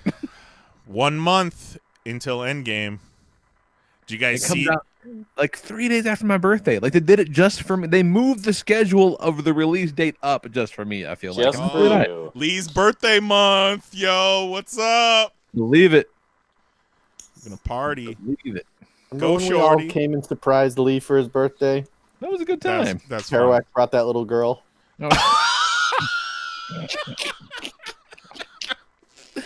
It sounds like some Michael Jackson shit. It was pretty much the Michael. It was not that. Oh my god, I downloaded. Have you guys heard about the things that Michael Jackson was saying to these kids? Oh, I downloaded both episodes of Leaving Neverland, but I have not been able to bring myself to watch it because Well, I know now you just have to. When you're watching it, it'll make. I haven't seen it. I've just been told about it. But now you just have to imagine Michael Jackson saying things like, "Why don't you spread those cheeks while I jerk off?" Oh. Phew. So yeah, like the initial response I remember when Leaving Neverland came out is everybody was like, "Oh, these guys are just trying to make some extra dollars. You know, it's bullshit. You know, they never found anything. They searched his home. They had surveillance on him. They looked at his privates. They never found any proof." And then, like 2 days later, the public opinion shifted to, "Oh yeah, he's a monster." Apparently, there's one kid that he faxed like 100 times in a day. Faxed? Yeah. What? That's fucking. But to be fair, did he just try to send one fax and it went 100 times? I think we've all been there. Yeah. And there's like another kid where he has got the recordings of him on his answering machine just going like, "Hey there, little guy. Just wanted to say I love you and it's your birthday. I don't believe in birthdays, but you do." Oh no. One story that they had a mock wedding at one point. The one guy pulls out a wedding ring in his interview. Spread them cheeks. The one kid went on to be the choreographer for like NSYNC and Britney Spears and all of them. Oh, damn. And went and testified in Michael Jackson's defense. But now, not so much. There's the theory that he got denied to choreograph the Michael Jackson Cirque du Soleil. So, people are using that as evidence as to why this is just opportunistic. And it might be, but it also might be true. I can't bring myself to just to watch it. Because, like, once you watch it, you can't. I'm cool with it because this just reflects the view I had of him already before. I'm like a Michael Jackson fan. Like and I like that music quite a lot. And I don't want to just have it. I can divorce myself of a lot of things, but oof. I've seen a lot of response to where people thought he was guilty, way back when in the 90s and so on and so forth. That was a different time, quote unquote. Still listen to his music, but have watched the documentary and have said, okay, well, nope, can't listen to that shit anymore. Ew. Hey, that little guy wants some Jesus juice. You guys want to do a movie night? No. See, the funny thing is, you guys are going to be all sad about it and be like, yep, this checks out. This is exactly the kitty fiddler I thought he was. Well, see, I'm kind of in the middle, Kelly, because I agree. I thought he definitely was doing some fucking fucked up shit. But I can still appreciate his music, but that's before your time. I can enjoy a fiddler's sure, music. But you grew up with Michael Jackson as a child molester. Yeah. Yes. It's like you don't know OJ from the Hertz commercials. Oh yeah, no, I just know him as that murderer. That murderer. Yeah, OJ's that murderer that used to play football. And then he's in an airplane and it's confusing. Fucking Nordberg. All right, so we want to hop into some winter games? Let's hop into some winter games. All right. Let the games begin.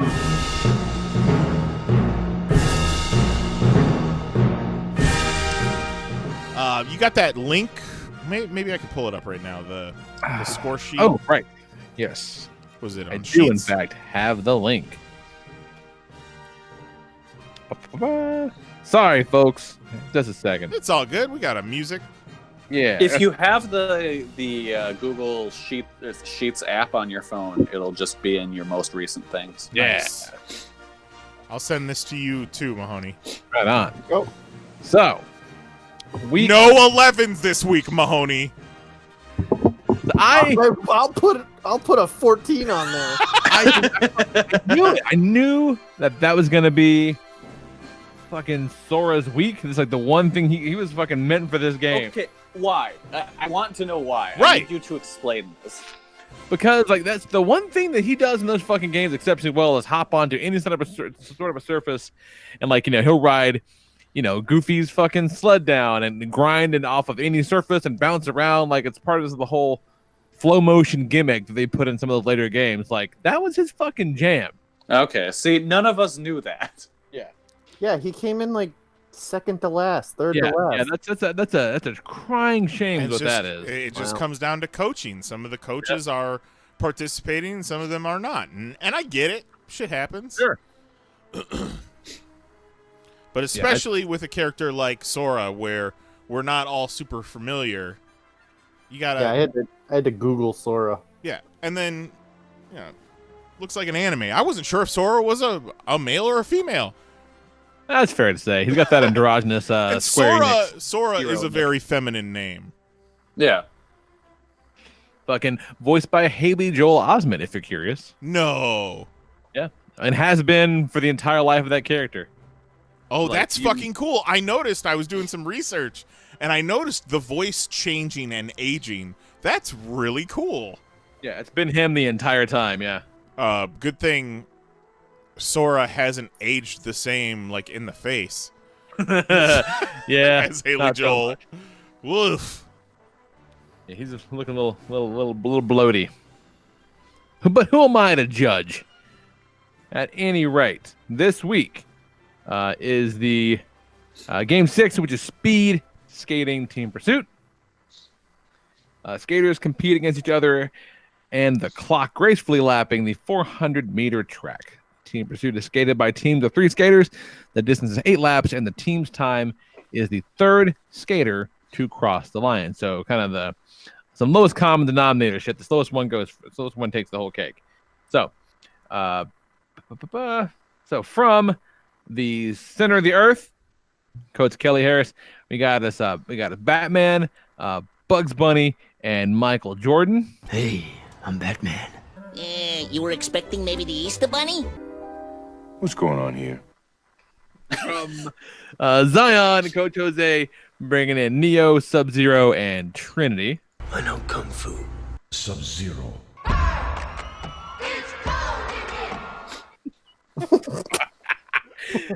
From the south side of Wakanda, Coach Jason Nye is bringing in Black Panther, Darth Vader, and Frozone.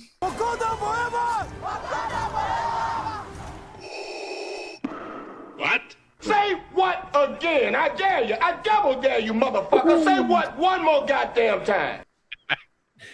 Fucking might also point out south side of Wakanda killing it right now with 10 points in the game so far. What? Southside.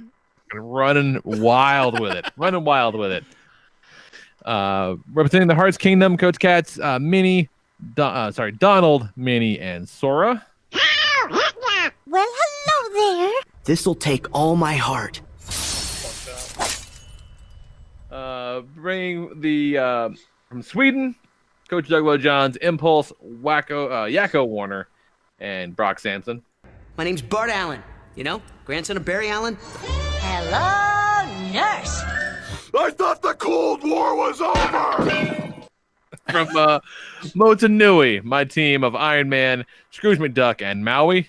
I am Iron Man. And a bah humbug to you. It's actually Maui, shapeshifter, demigod of the wind and sea, hero of men. That's very true. My mistake. Representing the Haas system, Vetter's team of Goofy, Snowjob, and Air fucking Bud. Sorry, Snowjob. Can someone cover that dog?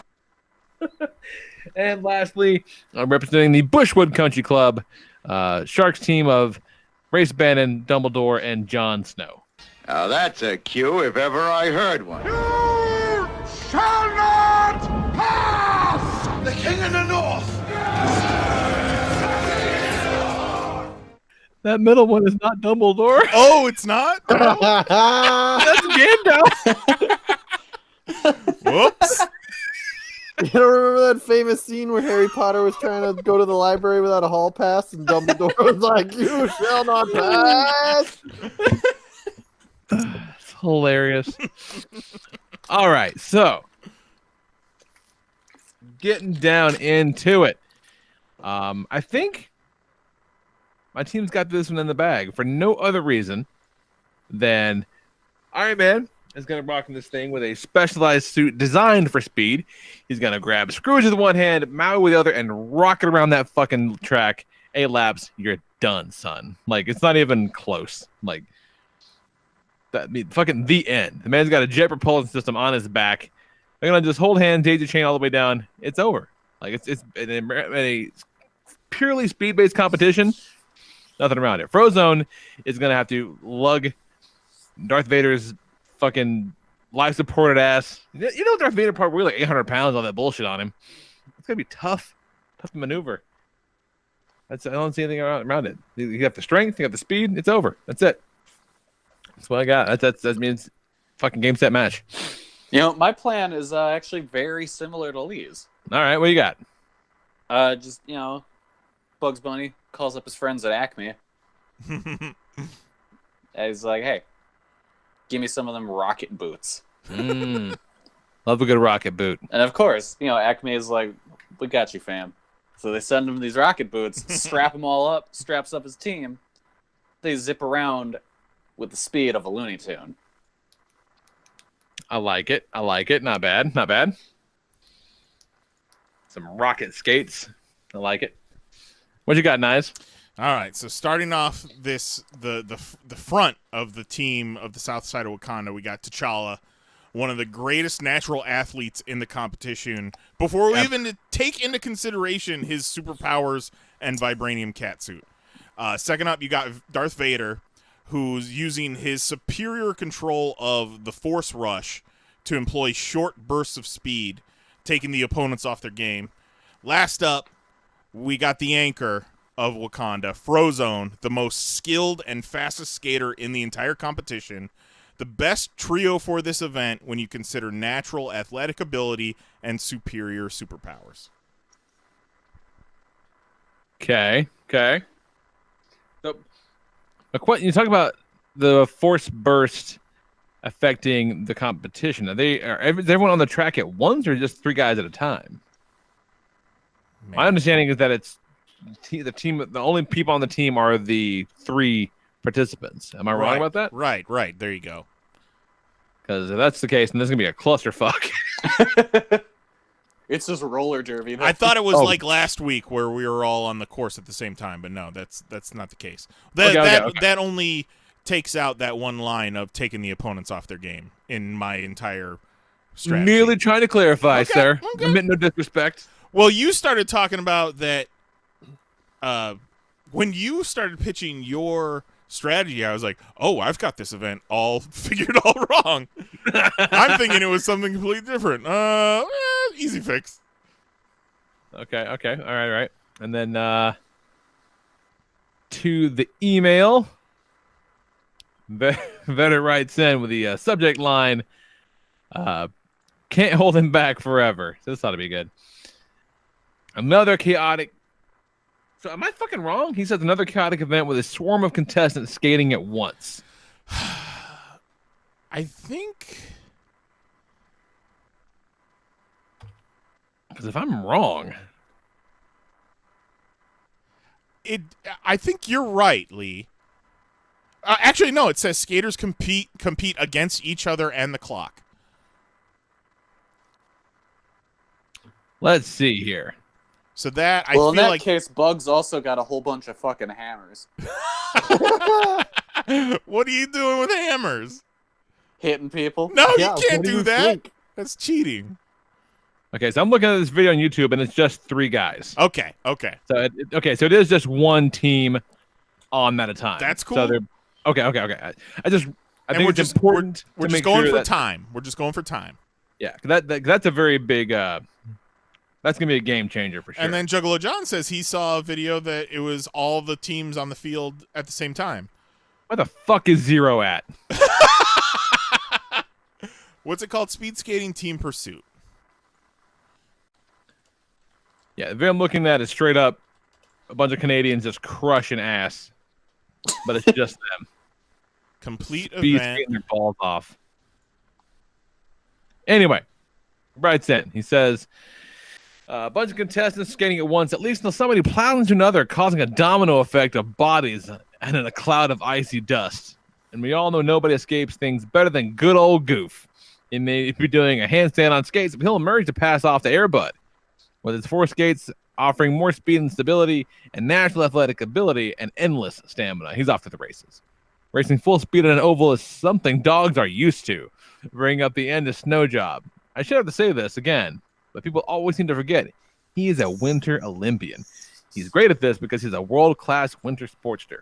Winter, sports, Olympics, snow, job, Olympics, medals, snow, job. It's what he does. There's a lot of periods. I like that. It's kind of weird. I feel like Goofy might actually be the weak point of the team this time. Oh, you think?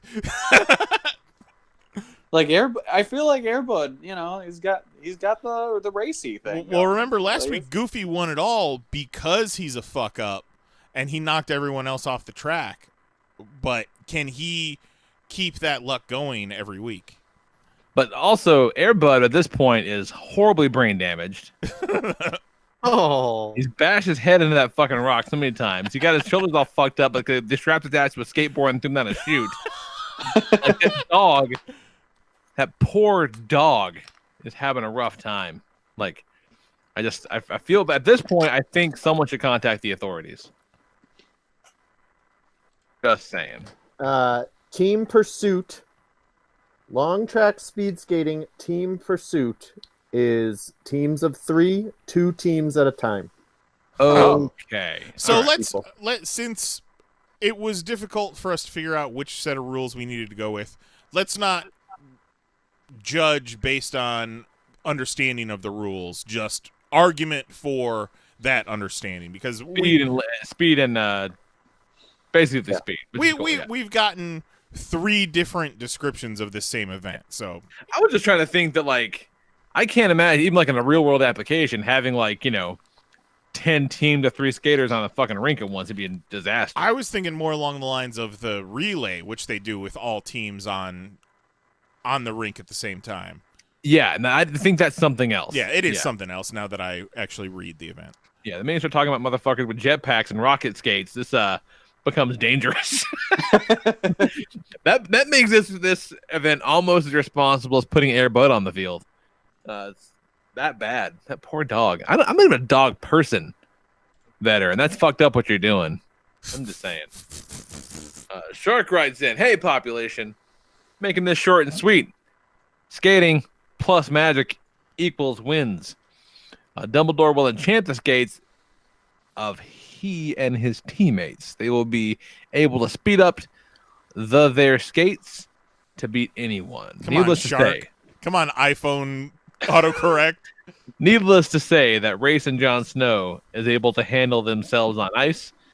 This should be an easy victory. Top 3 for sure. Sent from my iPhone. I don't think it's needless to say that Race and Jon Snow can handle themselves on skates at all. I don't think Jon Snow. I don't think they have ice skates in Winterfell. Jon Snow seems like a clumsy asshole. He seems like a real putz. Yeah. Oh, he's a total putz. All I know is like fucking leather cloaks and chores. As we've discovered, he's good at sweeping shit. Oh, I was going to have the Jon Snow sounder be the sound of sweeping. Maybe a... Yeah, not a lot of time for like leisure activity up in the north. I don't think it's in a foregone conclusion that he can ice skate well. I'm definitely more willing to believe that Race Bannon can ice skate. Like, yeah, sure. Race Bannon's a bad bitch. Yeah, Race Bannon is in fact a bad bitch. But I think Jon Snow is going to be like, I feel like Jon Snow ice skates about as well as I do. And that's not well. Even with the magic, I'm not liking the idea of Dumbledore on skates. He's old and frail. Dumbledore is going to make Jon Snow look like a figure skater. I don't know. I would think Dumbledore would be graceful, even in his old age. Yeah, old man hips. Like okay. So if you're going to enchant a pair of ice skates, right, and you got those old man hips, like yeah, sure, they're going to be accurate. But I don't think you're gonna want those magical fuckers whipping around at speed. He got that osteoporosis. Man, do they get sick in the wizarding world? Because don't they just like shit on the sidewalk and then just disappear it into the void? So what the hell are you talking about? Oh, you didn't hear about this? They do that. Oh, you didn't hear me? This is a new thing in the wizarding world of Harry Potter, where it is canon that wizards just piss and shit wherever the fuck they please, and then they just disappear it to the negative zone. What? Is this what J.K. Rowling's doing when she's run out of characters to make games? Yes. Exactly. She just randomly will pop in and be like, FYI, wizards shit on the sidewalk, and then they just make it disappear. That's a horribly impractical use of your powers. Like, Flutoshinicus. Shitagonicus. This is how wizards poop, according to J.K. Rowling. That's fucking bonkers. So maybe I don't know anything about this fucking game. I don't know. This was a rare... Okay, this is from... Zippity zoopity, there goes the poopity.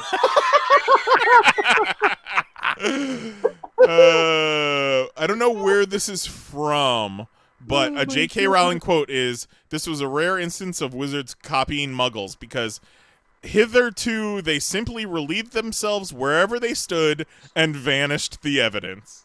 So they're just fucking animals. So you give wizards... me a godlike level of power. You give me some fucking Dr. Manhattan, I'm detached from all reality power. I'm still gonna use a fucking toilet, you guys. So wizards are less than people now. Like, I was in a you know what a fucking psycho I am? J.K. Rowling just made me racist against wizards. Just for that, you lose a point, Shark. Like, I was in a hotel by myself for a week. Every time I sat on the fucking toilet, I closed the bathroom door, okay? So, yeah, no, I'm not just going to walk around, shit myself willy-nilly and go, whoopity-zoopity, there goes the poopity. Disappear. That's fucking crazy. I'm a little concerned that in the middle of this race, Dumbledore may just lock himself up like a statue, do his business, and make it disappear. I'm really thinking we should build a wall to keep out the wizards. Build walls to keep out the wizards. J.K. Rowling just made me a wizard racist. You build a wall around your house to keep out the wizards, and that's just where they're going to send all their shit. I now understand how Trump got elected.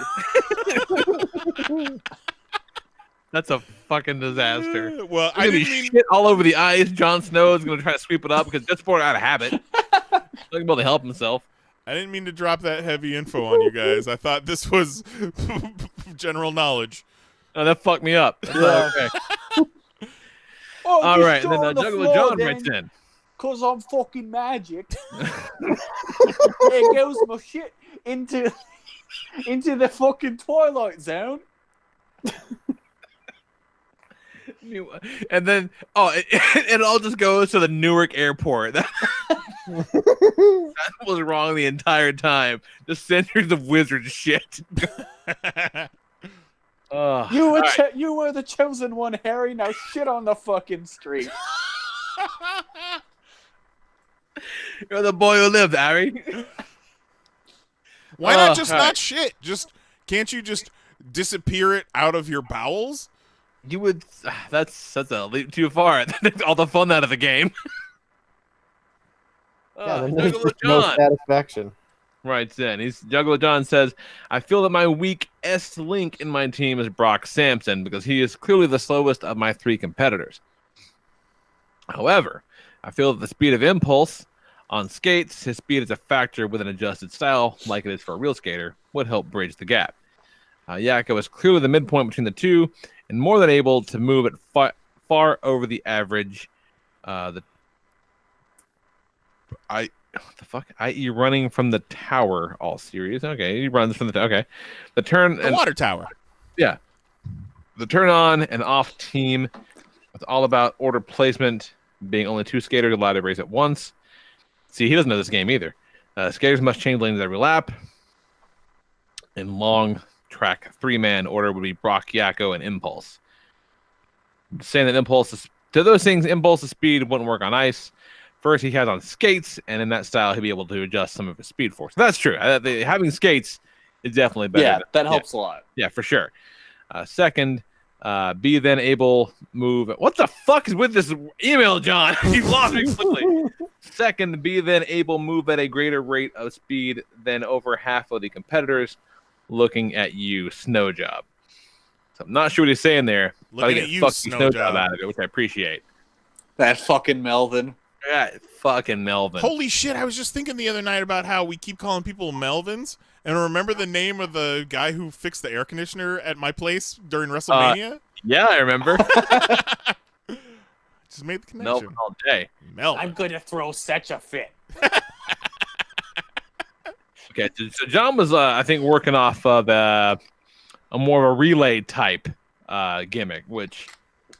Sure, but is he saying that Impulse... That's what I would have thought, too. Impulse would have been the anchor? Yeah. So, yeah, but Brock but up even front, Wacko in the middle. Thing where... But if your score is determined, and here's the thing, regardless of what rule set we're using, Zero did specifically say, like, the slowest, the third skated across the finish line determines the victory. Like, all having a speedster in your team means that guy's going to finish first.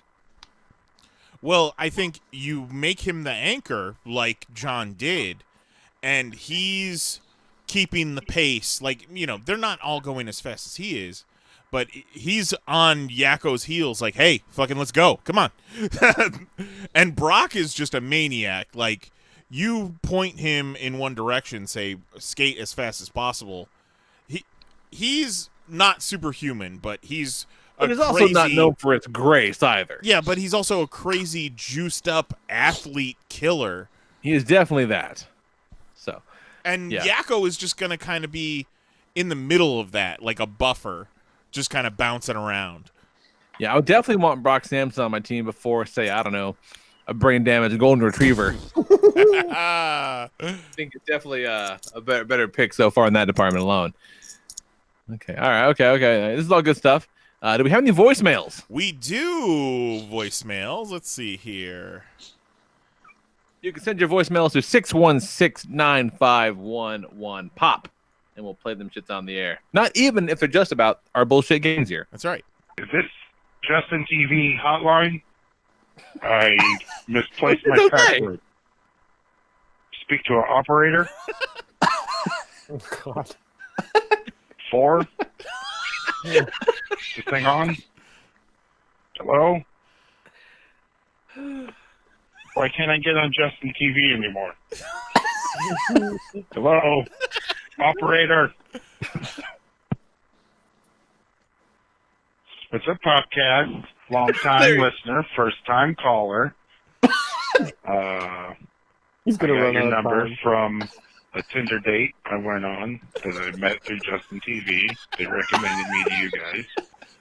What's up with the YouTube videos not being monetized anymore? I missed that. I don't know what's going on with YouTube, but you guys are pretty rad and deserve to be monetized. I will let everyone know.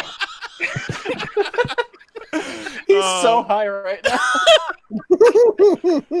Thank you, stranger, for supporting us in our demonetization. All right, here we go, for real now. Hey, Lee. How you doing? Hey, Jose. All right, let's get down to brass taxes, goddammit. There's no way in hell anyone's got a chance against the stacked team of Neo, Sub-Zero, and Trinity. Racing in that order. Neo's starting it off, getting a good pace, getting it down, getting the lead. Because if there's a weak link between the two, it would be Sub-Zero. So you get Neo getting a good start, getting ahead, the lead on everybody. Sub-Zero comes in with his nice fucking snow, ice, skates, ready to fucking tear the thing down. He catches up, maybe a little behind, probably dropped to second place after his run, handing it off to the goddamn finisher, Trinity, who medaled last week on skates. So there's no way in hell she doesn't medal this time. Oh, so shit. she's hauling ass. There's no way Zion finishes outside the top 3. I mean, if you look at it, there's Batman, cool, but he ain't beating Neo and Trinity ice skating. Bugs Bunny, all right, he might get the lead on Sub-Zero, but Michael Jordan ain't out skating Trinity. Panther, Darth, Frozone. They got a good thing going. I can see them placing. I would say that them, and probably fucking. That's it. That's my biggest competition. There ain't no way Donald and Minnie Mouse are out skating those two. There ain't no Impulse. All right, I'll give him that. He might be top 3 in the first round, but then once Yakko takes over and starts jerking around and goofing around, by the time Brock gets in, they're going to be too far behind. Iron Man, Scrooge, and fucking The Rock from Frozen in Hawaii. They ain't beating Zion.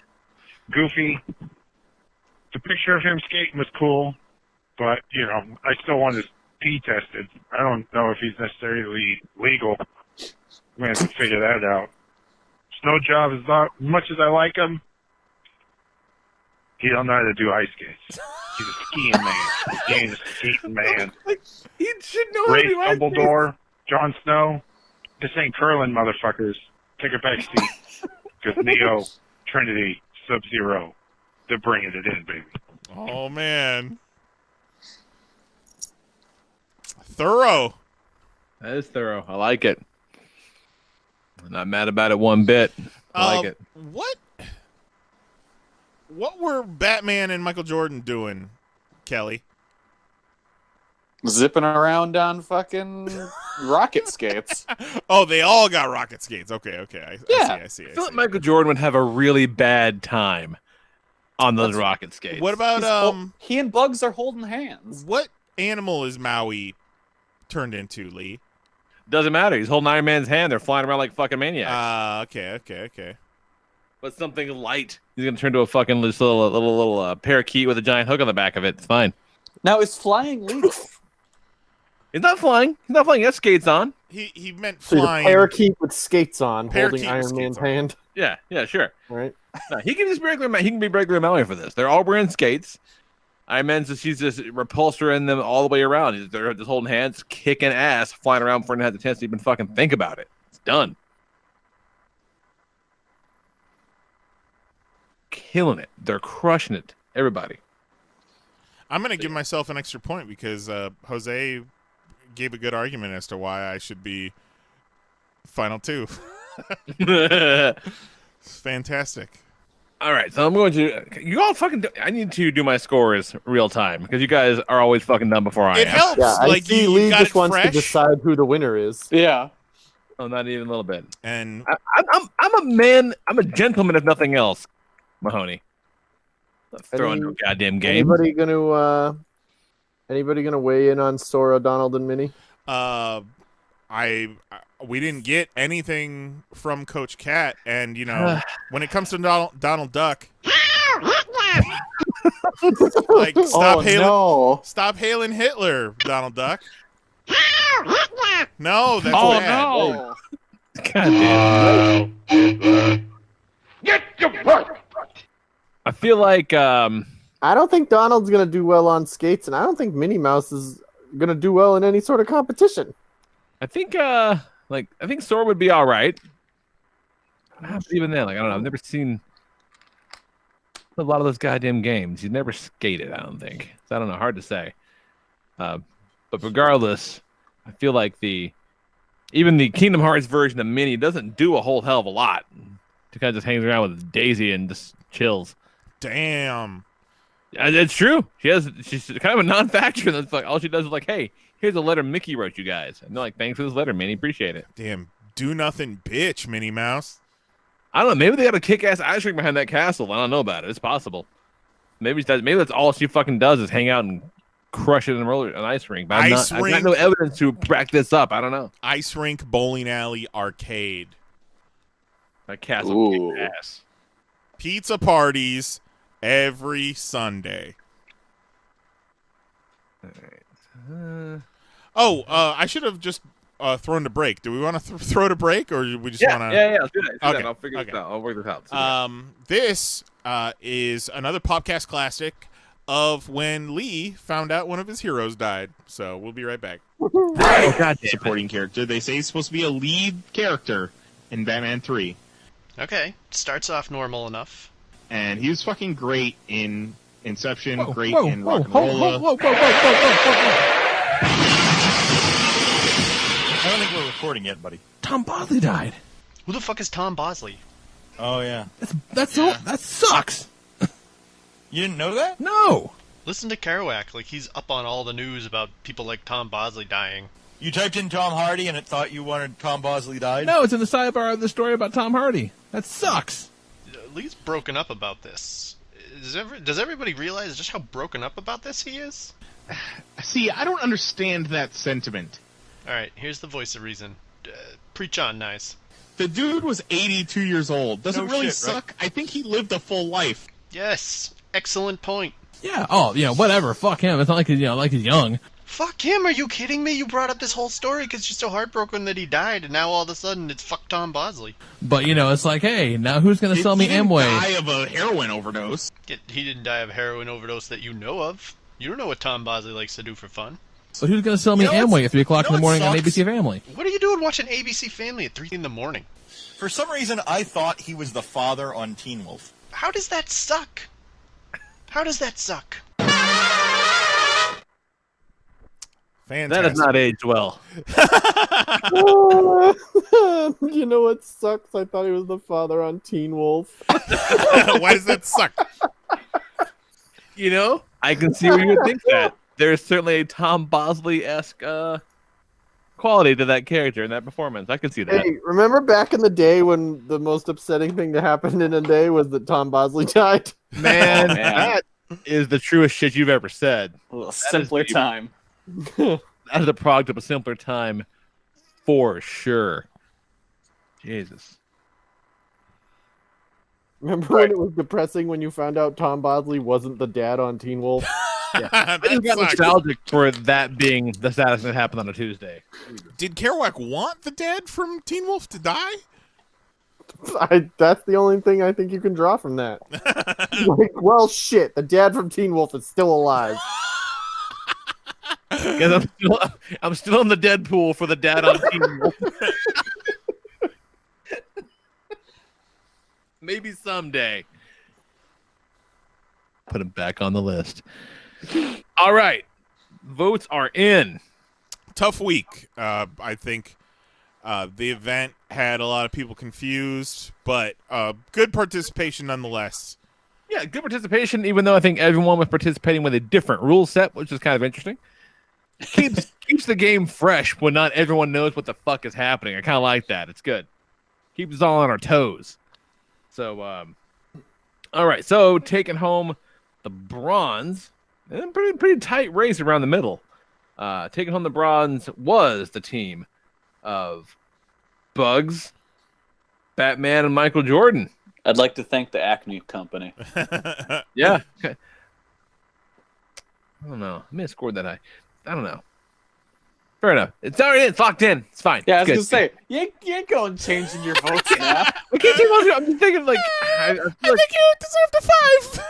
Michael Jordan on the skates should have affected my decision more. I was distracted by my own hilarity from the past. I apologize. It's Looney Tunes, Michael Jordan. It is Looney Tunes, Michael Jordan. That's true.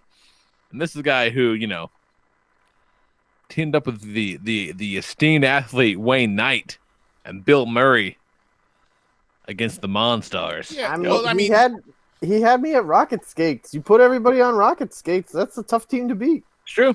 Yeah. They didn't team. I guess Bill Murray was on the team, but Wayne Knight wasn't on the team. I think Bill Murray was just rode the bench anyhow. Yeah. Bringing on the silver is Neo, Sub-Zero, and Trinity.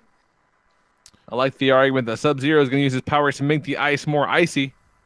Yeah. And I liked the confidence in his team. The confidence is good. That's a solid one. Solid one. And then, holy shit, I think I got my first gold medal. Oh, shit. Oh, it's Nui rocking it with the undefeatable team of Iron Man, Scrooge, and Maui. You came right out of the gate strong.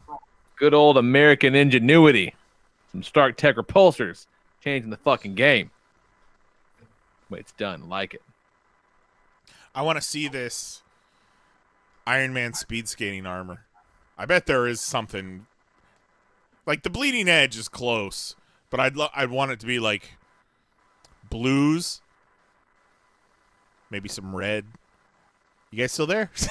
Yeah. Yeah. You guys don't like my talk about keep saying colors. You don't like my Iron Man idea? 7 is figure skating. Pairs figure skating. Ooh. Grace and technique combine as competitors perform routines to music. Oh, fuck. All right, so everybody's got to pick a song. Yep. Obviously. Okay. I didn't even think about that part. No, song choice goes a long way, for sure. Love it. Oh, this is great. And what is this? We got 2 weeks left? Yeah. So this would be the one more game, and then the following week is the damn finals. It's going down. I like it. So there we go. Yeah. So yeah, get in your picks now, folks. This is a good week. Thanks everybody for writing in. Calling it was fun. It was a good one. Lots of good competition. Although we've lost a couple of coaches, have checked the fuck out. If you're still out there, go back in the locker room. Get your teams up. Come back strong. Win some fucking golds for your figure skating. Well, it might be too late. Shut up, nice. I was like, I got 27 points. 10 points. It's a lot of points, nice. A lot of points. What can I say? Frozone was an inspired fucking pick, okay? I think, so that brings Jose to 6 points. So he's tied for second with Sharks Bushwood Country Club.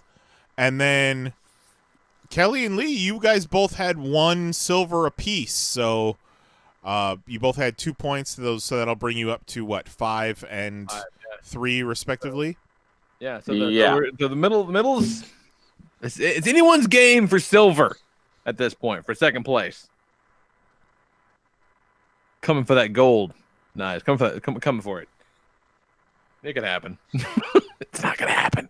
But that's okay. It's all in good fun. First event I did not medal in. I was close. How's it feel? I was close. I did not feel comfortable this week. I rushed my argument and also did not know the rules, so is what it is. Nice. You know when I came up with my argument? Probably right on the spot.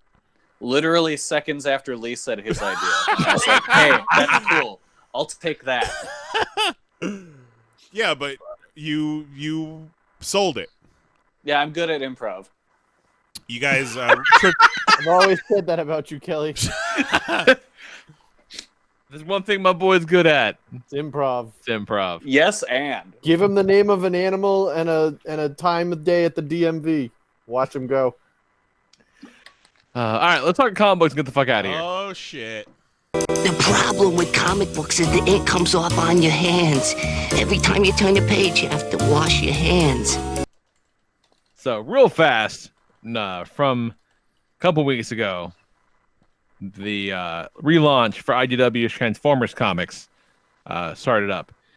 And there were a couple artists on the book, because there was like one part took place. One half of the book was like Optimus and Megatron talking about shit, and then the other part was Bumblebee and some other guy walking to try to find Brainstorm, whatever the fuck, doesn't matter.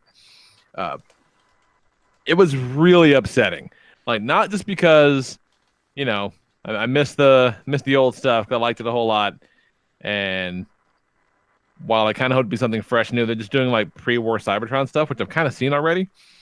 But this fucking guy. I'm trying to find the name of this guy.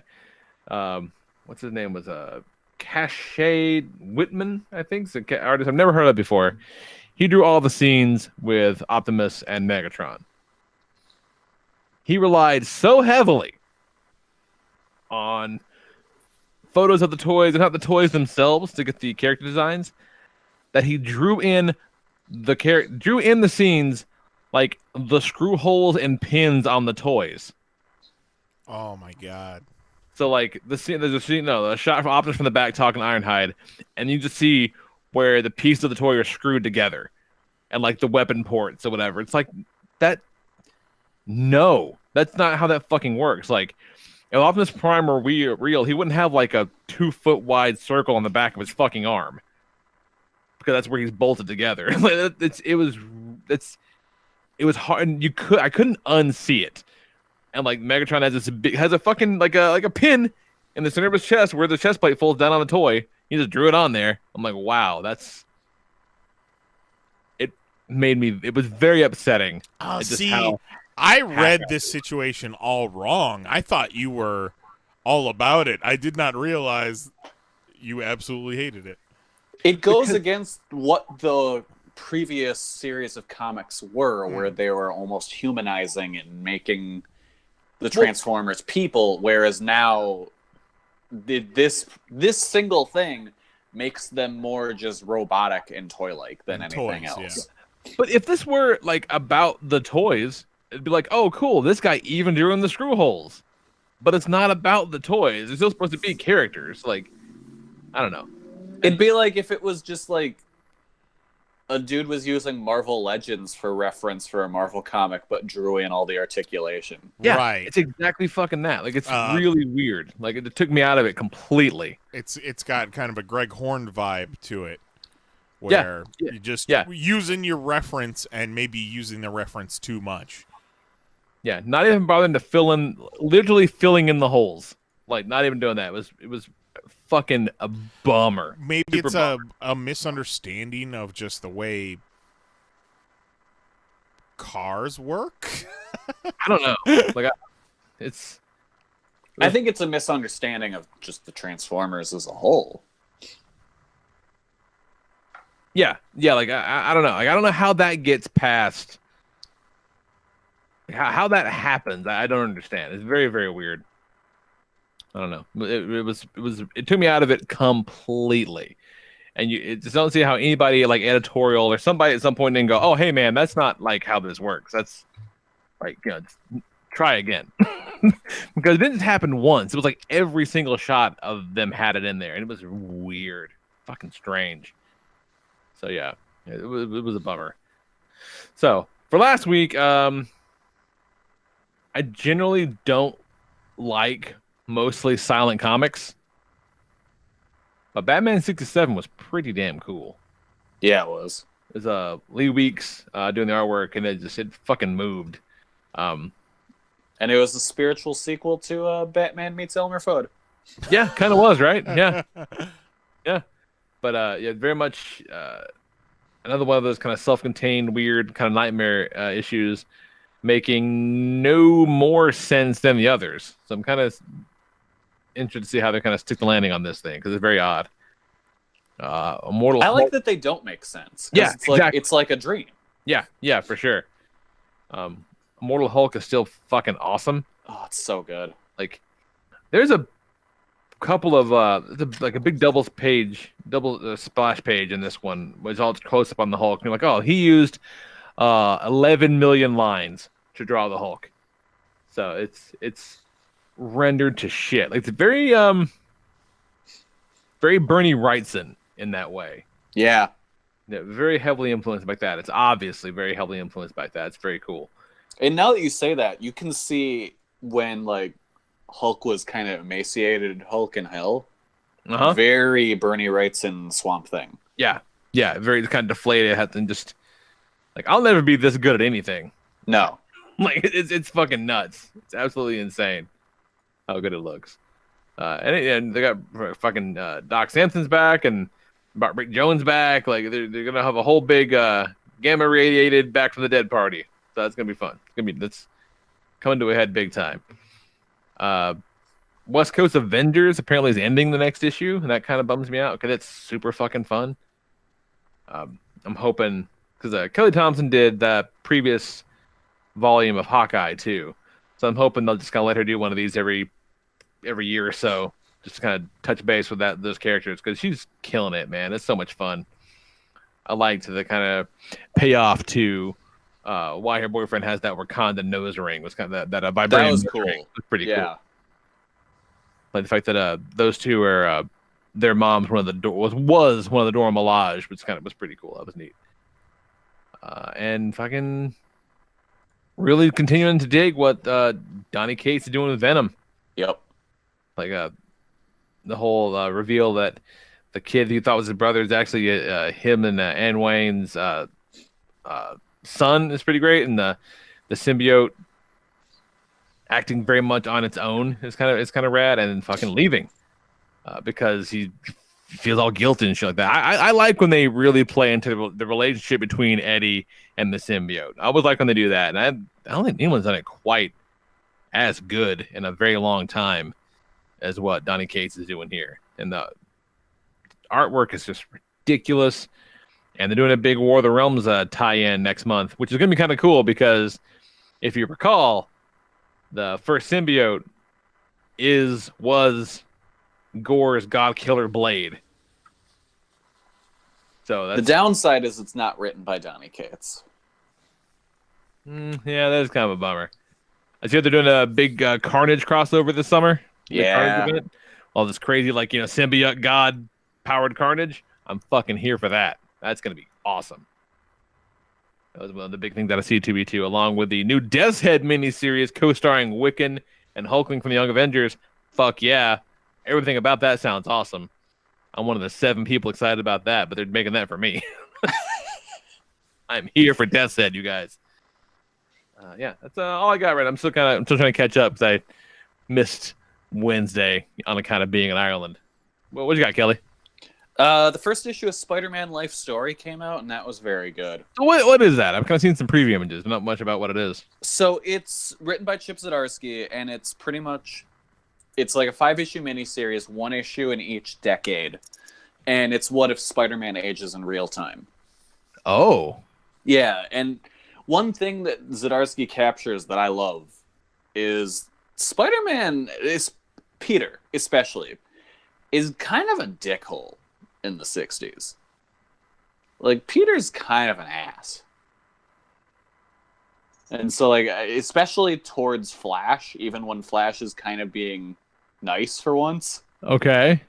But, like, if you go back and read those old 60s Spider-Man comics, Peter ain't the best guy. Kind of a fuck. Yeah, he's very smug and kind of braggadocious, especially. Yeah. Yeah, sure. And he captures that well. Well, I will have to check that out now. Yeah, no, it's good. Spider-Man. The only knock I can have on it is the artist is Mark Bagley, who I normally like, but I don't think he's right for this particular project. I don't know that I like Mark Bagley doing 60s Spider-Man. Yeah, it you doesn't. Tell me Mark Bagley's going to do 90s Spider-Man. I'm there all fucking day. Yeah. Huh, okay. I can see that point. Yeah, I feel like if you would have a different artist with each issue, and you'd put him on the 90s book, that'd be perfect. Yeah. But to have him do all 5 of the decades just doesn't work for me. Well, I think you definitely want a different artist. Yeah. Every issue. Yeah, no, that's the one thing about this series that doesn't click with me. That's a weird move. Yeah. Because even if it's not, back in the 90s, I feel like you want a different person. That's weird. Yeah. All right. The Miles Morales Spider-Man book has been really good, too. This was kind of just a one-off issue of Miles going to the art museum, trying not to get caught by his principal. Just nice teenage Spider-Man stories. Man, watch Spider-Verse again. Got that. I bought the Blu-ray because it has that alternate universe mode on it, which sounds awesome. So what is that? Yeah. On the Spider-Verse Blu-ray, it's not on the digital version. I checked. You got to play the movie. It's play the regular one or you play alternate universe mode, and it is a 2.5 hour version of the movie that's like alternate takes and deleted scenes and plot lines. A lot of them are just previs because it got cut early on, but it is an entire movie. Whoa. So it's like, so it's not like it's a whole bunch of shit garbled together. Like when it's done, it's an alternate version of the movie. Like what could have been. That's cool. It's so fucking rad. Like I can't wait to sit down and watch it. But it's kind of like, kind of what could have been. Some of it's done. And they cut at the last minute. Some of it's just boards, but it's like an alternate version of the story, which is kind of rad. But all That's voiced awesome. by all the actors and yeah. So I'm super into that. But yeah, we watched Spider-Verse again with the whole family. Man, it's so fucking good, you guys. It's just I see something new every time I watch that movie. So good.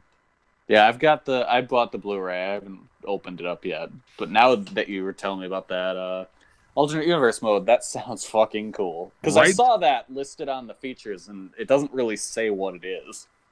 Yeah, there's the bit when they're walking out of Alchemax, and they've got the laptop, the computer rather, and all the scientists stand up. They've all got their guns, whatever. and they chase him out of the cafeteria. There's one lady kind of towards the center of the room. Everyone stands up. They pull out their big laser rifles, and her face changes. And she gets this look on her face that's just fucking no. And she looks so dejected and kind of puts her head down like she just can't deal with this bullshit of having Spider-Man in the room. And it's literally a blink and you miss it moment, but I caught it this time, and it's so fucking funny and charming. So good. Remember when those dudes got fired from the Han Solo movie? Oh my god, what a year those guys had. Yeah. Fucking great. Yeah.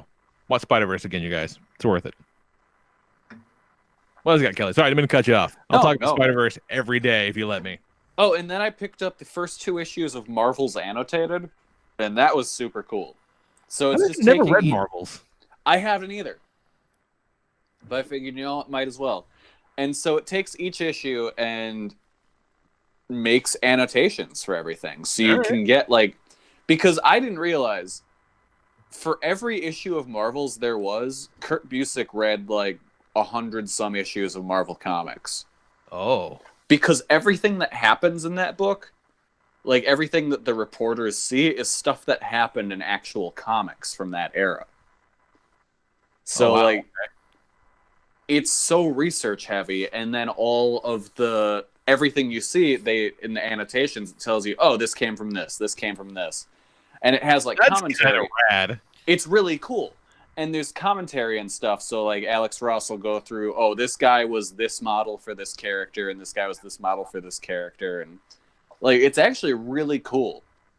So there's, the specific annotations for every page, and specific panels on that page. There's the full script of every issue in each issue. So, but if I just want to read Marvels for the first time, can I do that and it works? That's what I'm doing. Okay, cool. Right. Yeah, no, I've never read Marvels before, because you just get the full issue, and that's about half the book. The other entire half is all bonus features. That's cool. All right, right on. Yeah, no, it's a really cool package. It's it's $8 an issue. But I got my money's worth. Speaking of Marvels, and going back to our discussion last week about the new Endgame poster, the Where the Fuck the Moon poster. Yeah. Why didn't they get someone like fucking Alex Ross to make the Marvel Studios posters? Any comic artist. Yeah. Why are we Where the Fuck the Mooning it in every poster? Their posters are regularly poor visual depictions. I guess because it's cheaper? I don't know. I wonder, could it be cheaper? Wouldn't you think it'd probably be a wash cost-wise? Not for nothing, but posters by comic artists haven't exactly sold comics. So why trust them to sell the movies? Yeah. Not when, the same bomb-ass Photoshop filters to do the job for... Right. I feel have some intern do it. We've been in this renaissance of comic book movies for a decade now, and I'm still surprised no one has really embraced the comic book numbering trope, or using comic book covers for your marketing. Yeah, why have it be Avengers Endgame? Why not have every one of them be Avengers and then just different volumes, or stamp them with the year? Yeah. And then when you got to the 10th one, you make that Avengers 10. Yeah. Out of nowhere. 9 Avengers #1s. And then should have been Deadpool #2. Come on. Deadpool 1. No. I'm talking about Deadpool 2. Deadpool 2 should have been called Deadpool #2. Because you got the double entendre there, you know what I'm saying? You get what I'm poop, reboot poop them every time. Okay. Relaunch. I watched this Kickstarter. If you want to see alternate universe mode on Spider-Man Into the Spider-Verse, you got to buy 15 copies of the Blu-ray. I watched this documentary on Amazon Prime this past weekend called Nintendo Quest. Have you guys seen this? No. Is that the one where the guy's trying to buy all the games? Yeah, it's a Kickstarter movie, and the plot is this guy has 30 days to buy every single domestically released NES game, which is 670 something, and he can't use the internet. So it has to be all in person. Real interesting, but what I found most interesting is it was definitely a Kickstarter movie, and it's like, man, I'm watching, like, man, fucking, I could make this. I could be on Amazon fucking Prime buying Nintendo games. My jiu-jitsu coach, man, he's missing like 3 games. Oh, jeez. Well, I forget what the fuck the number one game is. It's the track and field, but it's called something different. It fetches upwards of like 10 grand. One of the ones he doesn't have, it's a Kid Hercules, something like that. I guess that's one of it's just outrageously expensive. It was called Stadium Events, and you used the power pad with it. But it was like a weird thing where it was only released very minimally, and it can go upwards of 35 grand. That's fucking bonkers. And I'll bet it sucks. Well, I mean, did you ever play that track and field game? No, I was fat as fuck. Oh, I was fat too, but the track and field game was awesome with the power pad, and it was essentially the same game, the Stadium Events. They just reskinned it. All right, top 5 Nintendo games. Panic Restaurant goes between $500 and $1,300. Woo! The Flintstones: The Surprise at Dinosaur Peak between $800 to $1,300. Fuck, I'd have that game. Little Samson, $1,000 to $2,100. That was the one, Little Samson. Bonk's Adventure, $400 to $2,000, and Stadium Events, $8,000 to $35,000. Those are some pretty serious ranges. Well, I mean, you got to think about, grade. If it comes with the box, 8,000 to 35,000. That's a wide range. Well, I mean, you get that with comics too. It just depends on the shape of them. No, you're right. You're right. The highest price that a complete you're right. I'm sorry. The highest price that a complete copy has sold for is 45 grand. God damn. It's all just bullshit. Someone has those in the garage somewhere, not giving a fuck. But it's interesting if that's something that floats your boat. I would check it out. Speaking of crowdfunded movies, yes, Modern Horror's God Country reached 100% funding today. Nice. So going in production on that bad boy. We did it, you guys. 27th of next month, they're going into production. And what is it? How much longer does the campaign go if people wanted to pledge and still get like the bonus shit? Not long. I think it might have been. It might be done actually. Let's see. I know they had a big push today. No, there's 15 hours left. So right now, so it's a done deal. Well, get in there if you're listening and you still wanted to pledge. But yeah, it's gonna be fun, man. Good for those guys. Proud of them. It's gonna be fun. So we're gonna be shooting. So I'll be doing some. I have my big screen debut coming up soon. It'll be fun. Nice. It's gonna be, guys. It's gonna be so fucking cool. I texted my brother and I'm like, hey man, because at some point they give you the green light once you make like 80% of the goal, whatever. I'm like, hey, saw you made it. That's fucking great. He texted me back and goes, I want to vomit. Now it's real. I'm like, yeah, man, it sure is. Now you gotta make a fucking movie. Now you gotta make a movie. He's excited, but he's fucking nervous, which is the only logical feeling to have, I feel like. Oh, pineapple! Yeah. Oh, he's going pineappling so hard. So good. Anything else we're talking about, nice? No. Got anything, Mahoney? No, I'm good. Well, then let's fucking land this bird. Be done with it. Send your emails to popcast@PanelsOnPages.com or voicemail us 616-951-1POP. Jose didn't even ask for the number to call the voicemail, you guys. You realize that? Yeah. He must have I would say he committed it to memory, but we all know that's not true. No.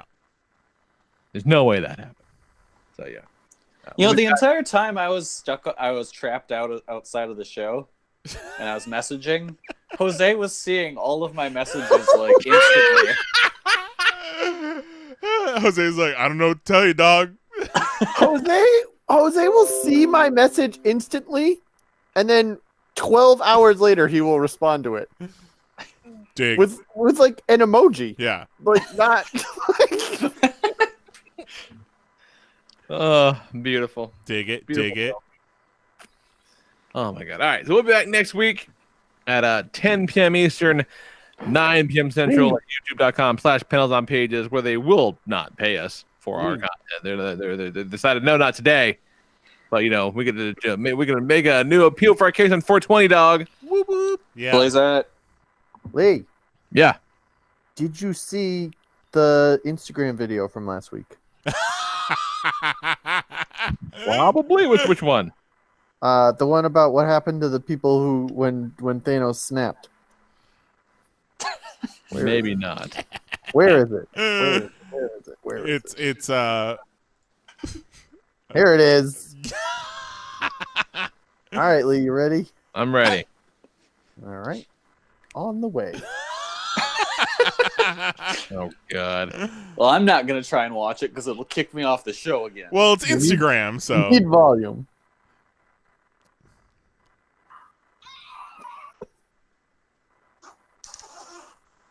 What fucking.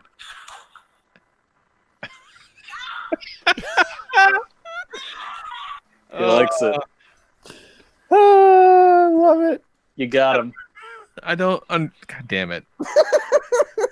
See, because they turned to dustly and they had a wiener in their mouth. I got it. And the wiener's dusty now. And see, the woman was doing the cinnamon challenge. Right. And cinnamon is like a dust.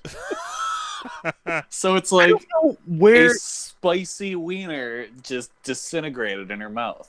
I don't know who does this shit. That lady. That lady. I also feel we should discuss while we're all here. Kelly, I frequently send Lee Instagram posts and ask him to show them to you, and I'm hoping that he passes those along. All the time. Okay, good. Lee, I got you. Good answer. I'm covering for you, dog. Now I need you to kill someone for me. Hey, Lee. My God. Lee, I need you to fight Jim Michael. Jim Michael. Jim Michael. Good old Jim Michael. Good old Is that- Jim Michael? Fuck is you, that his- Jim Michael. Is that his name? No. Oh, You're thinking of our good friend John Michael. No. It's not Jim. Is it John Mitchell? yeah. Every week you call this dickhead out. Every week you get his stupid name wrong. All right, so Lee, I need you to find John Mitchell, and I need you to cave his head in with a can. Whoa. with a can of Arizona Arnold Palmer Jesus Christ. That's a little intense. in a Walgreens parking lot. Can you believe they demonetized us, you guys? I feel like we only say that after things I say now. But they didn't demonetize us for our content. They demonetized us because we use copyrighted shit. Yeah, even though they won't say what. Well, I mean, we use a lot. For seconds at a time, the fucks. Seconds at a time. Yeah, but then also we have full videos that use footage and music and sounders and... Do you think if we just put like a fair use thing in our description, we'd be all right? No. They were even like that. They were like, yeah, you can't just get away with that. Sorry. Big thing came down in the EU today about copyrights, to where they're going to start, if people are like on YouTube using something copyrighted, they're going to charge YouTube. They're not going to come after the people. Aha. So YouTube is going to shut that shit down. Oh, of course they will. For sure. Damn. So, more on this story as it develops. We just want to put out fun videos and have people watch them and, you know, maybe make a couple of bones. Or maybe we could sell fucking T-shirts. Hey, you know what we should do? We should sell calendars. Hey, easy to do. It's super easy to coordinate. Yeah. There are no egos involved whatsoever. No. People really fall in direction. It's the best. I can't think of any reason why we shouldn't do that. Get Jose to cover his junk with another toy. Or not. That is my favorite calendar because it was the easiest to do. Or just don't get it covered. Yeah. Let's see it. Full Jose dick. Let's see it, man. Let's see it. We've Show heard us the tale. long form Reynolds pose. Show us that hog. We've wondered for years. Let's see that brown salami. Bet it's Jesus. I bet it's great. God. All right. I think we're done on that note. Let's just all look at each other's dicks. Isn't that what you guys did at WrestleMania? All right, guys, get up. Turn on the video on these. Oh, on this no. Hangout. Here we go. Wait, will the video show to YouTube? Yes. No. Even better. Demonetize this, you fucking Google ass bitch. Google ass bitch. We'll be back next week at 10 p.m. Eastern, 9 p.m. Central, presumably at youtube.com/panelsonpages. We'll let y'all know what Kelly's dick looks like. Put your For mouth on it. Jason Nyes and our good buddy Mahoney, I'm the Lord Reverend Lee Rodriguez. Night. Love ya. Bye-bye.